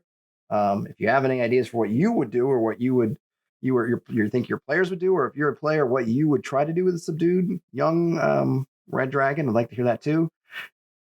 Kind of, obviously, there's sort of Game of Thrones-ish kind of stuff you could do, Daenerys and her dragons, though. In D&D, I believe the maturity cycle for the dragons is very long. So it could be a young dragon for essentially your whole lifetime, I think. Someone could correct me on if they mature much faster than my imagination puts them. And then, you have to feed it and whatnot and keep it out of trouble. So it could be fun. Certainly, if you had a stronghold or other spot, maybe you've now got this place where the dragon can hang out. There's interesting things there. They don't just the kind of, I think it's just a product of the time that they really don't delve any more into what you could do with this thing other than just sell it to the first guy who asks for it. Now we get to the new monsters. We got the piranha birds, 1 foot long, garishly colored, always hungry for fresh meat. They may have green, blue, red, brown, black, or even purple feathers. Their beaks are sharp and pointed and have razor-like edges. The bird can stick its beak into the flesh of a creature, bite, and fly away with a snack. Yummy. They can fly with hummingbird-like maneuverability. They can change direction suddenly. And they can hover. They don't like bright sunlight.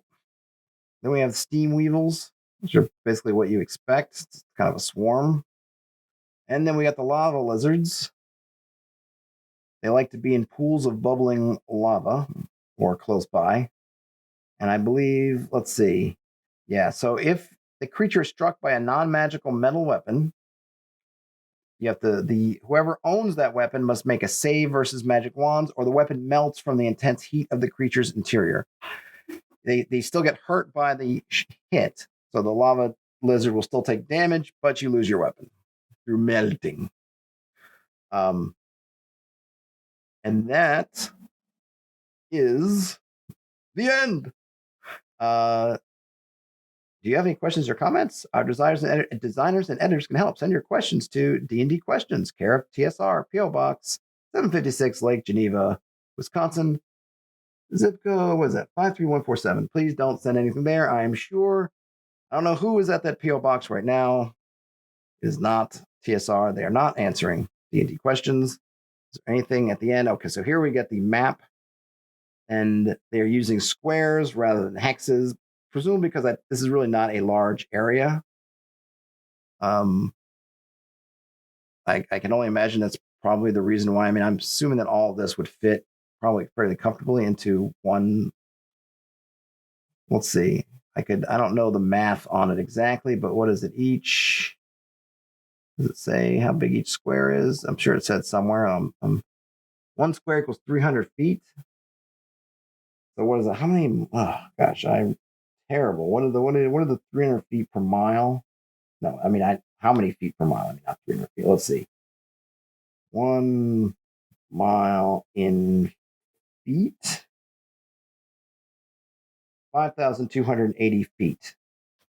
So 5,280 divided by 300. So a little bit more than 17 of these squares to 1 mile. So 1, 2, 4, 5, 6, 7, 8, 9, 10, 11, 12. Yeah, so there's probably this whole thing fits probably within a couple miles by a couple miles, maybe 2.5 or 3 miles square. So yeah, well within a 6-mile hex. I probably would still find hexes a little bit more useful. Maybe, I don't know, probably doesn't matter at this scale, right? Who cares? Who cares? But that is it. That is Horror on the Hill. So, what are my parting thoughts? I will switch. Let me switch. What are my parting thoughts on Horror on the Hill? I like it. I like it a lot. With the, I suppose the caveats of the shoot trap that basically is a one-way ticket down to the lower levels, and the dragon that is theoretically unavoidable, and the fact that you have the escape tunnel that you cannot find it when you're on the surface, but will magically be there for you to get out. when you've gotten to the dragon. There are probably much more elegant ways to do something similar to that. I might not even try. I mean, what's the big deal? I guess the module. Like part of I think what maybe doesn't age well enough is you have a couple of things here. You have this dragon, you have the Hobgoblin King, and they're not really related at all. The Hobgoblin King is really just sitting above the dragon, doing his dirt, planning the downfall of Guido's keep. And then you have the dragon who's just there, I don't know, chilling, doesn't seem to be attacking the fort either, just likes it to hang out, and there's no relationship there. So I get why they wouldn't want you to do one without having to do the other, because then you could just leave. You've got a number of rumors. You may have heard about the army or something about the army. You may have heard something about a dragon or something similar. So if you got to the dragon first and did that, then you might just say, okay, we're done, wander off. And the same thing with the Hobgoblin, the king, right? Because you may not have heard any rumor of any kind of dragon. You do the Hobgoblin King and you leave. And so then there's this other element of the adventure that you're not accessing. So they wanted to make sure you did the whole thing. So they really forcibly, tightly chain them together. No, you're doing the Hobgoblin King and then you were doing the dragon. Damn it. And there's no way you're not doing it. And I think maybe more modern approach, a more flexible approach would be to have them be together. Why wouldn't the dragon, who clearly has a horde there, you've got a keep? I mean, granted, Guido's fort doesn't seem like it's that much of a it doesn't have any wealth to it, maybe, but it's maybe too close to comfort if this is where this dragon plans on being long term, making its home. Then maybe having this fort right there it doesn't want, so it could have easily made deals with the Hobgoblin King or recruited the Hobgoblin King and say, hey, look, you can live above me, you guys take care of business, right? So that if the Hobgoblin King gets in trouble, maybe he sends word or a signal down to the dragon. You could mix some kobold encounters up there. You can have some interesting things. Or there are ways you could link them together in a way that builds on the consequences of things. That taking out the Hobgoblin King sort of makes the dragon come out of its hiding a little bit. Or if you attack the dragon, that forces the Hobgoblin King into action. There's a lot of ways you could try to kind of work these things together to make it a little bit more organic than kind of a basic sort of a gotcha twist. Like, aha, now you're trapped kind of thing, which, look, every once in a while it's fine, but I don't think it's a good tool to build off of. But I understand it because remember, we're talking about a published module. They're trying to do the best they can. But if I were going to take this and run this for my game now, those are the kind of changes I would make. However, there's a lot of stuff on the positive side of the ledger, right? You have this wilderness area you can get to. I love those two ladies who were there in the house. It rewards your party for not going with their first impulse, which is just to kill and loot, but really rewards them if they decide to do a little wheel and dealing. And there are a couple of spots like that. I like that there's kind of this idea of rewarding the characters for hurting the Hobgoblin King's invasion chances by destroying those stockpiles. You could do a lot more with that. And you could really, if you wanted to put a more stronger through line in here, you could have them be hired. I could see the pitch for this changing a little from just like, you're in the tavern and you heard rumors, because that's kind of the classic thing, right? You're in the tavern, you hear rumors, so you go out and you try to find out which rumors are true, which rumors are false. But what if Guido's fort actively recruited you and said, listen, we don't have the manpower to both keep the fort running and protected and find out what's going on. We need eyes and ears out there across the river. We need to figure out what's going on and, scout out this and let us know. And then you could have a lot more back and forth with, okay, if they're scouting out, when do they report back? Where you could run it much more like a military operation if they wanted to. All right, we scouted it out. This stuff's happening. Okay, we got to stop them. But there's something else, right? You start getting the Hobgoblin King, but you get these hints that there's something else going on. There's something behind. What is this creature or forces behind the Hobgoblin King? Aha, it's the red dragon. You could really work that together. So those are the kind of changes I could do if I could run it again. But there's a lot of good stuff in there. Obviously, I always love when they put a lot of tactical information about what various creatures could do and would do. There are definitely some really interesting encounter areas, particularly the bridges of death, which I thought were great. There's a lot of content here. They don't flesh out the Guido's fort at all. It's just a name, and then there's the tavern. That would probably be another thing that I would do if I was going to prep this to run, is to maybe give it some more personality. There's really nothing there. It's just a place. I've heard of some people taking the keep from Keep of the Borderlands and using it in both spots, where you could kind of stretch out the geography a little bit, but having that keep kind of be the hub for both, since they do flesh out the keep from Keep of the Borderlands a lot more than they flesh out this one. Or you could just create your own people and places, and it could really be a nice hub for a lot of adventures. And who knows what's past the hill, as they call it. But in any regard, I like it a lot. It's got some caveats. There's stuff that I would go in there and change if I was going to run this myself. But it was a fun read, a lot of fun stuff going on. I hope you liked it. I apologize for the hard apologies. I apologize for the difficulties I have had. I have the recording from the first part. I've now will have locally, and then hopefully through Restream have the recording for this part. I will meld them together so that I can push it out as one whole if you want to watch it front to back. That's all I've got for now. As usual, if you enjoyed these, please give me the thumbs up, subscribe to the channel, and hit the bell to be notified. I'm trying to get to 1,000 subscribers in the next 2.5 to 3 weeks. So if you'd like to help me out, I'm trying to get there before my birthday. So that's sort of my own personal kind of motivational goal. So if you'd like to help me out, I would really appreciate it a lot. Other than that, game on. Have a great day, night, or whenever you listen or watch this, and I'll talk to you later.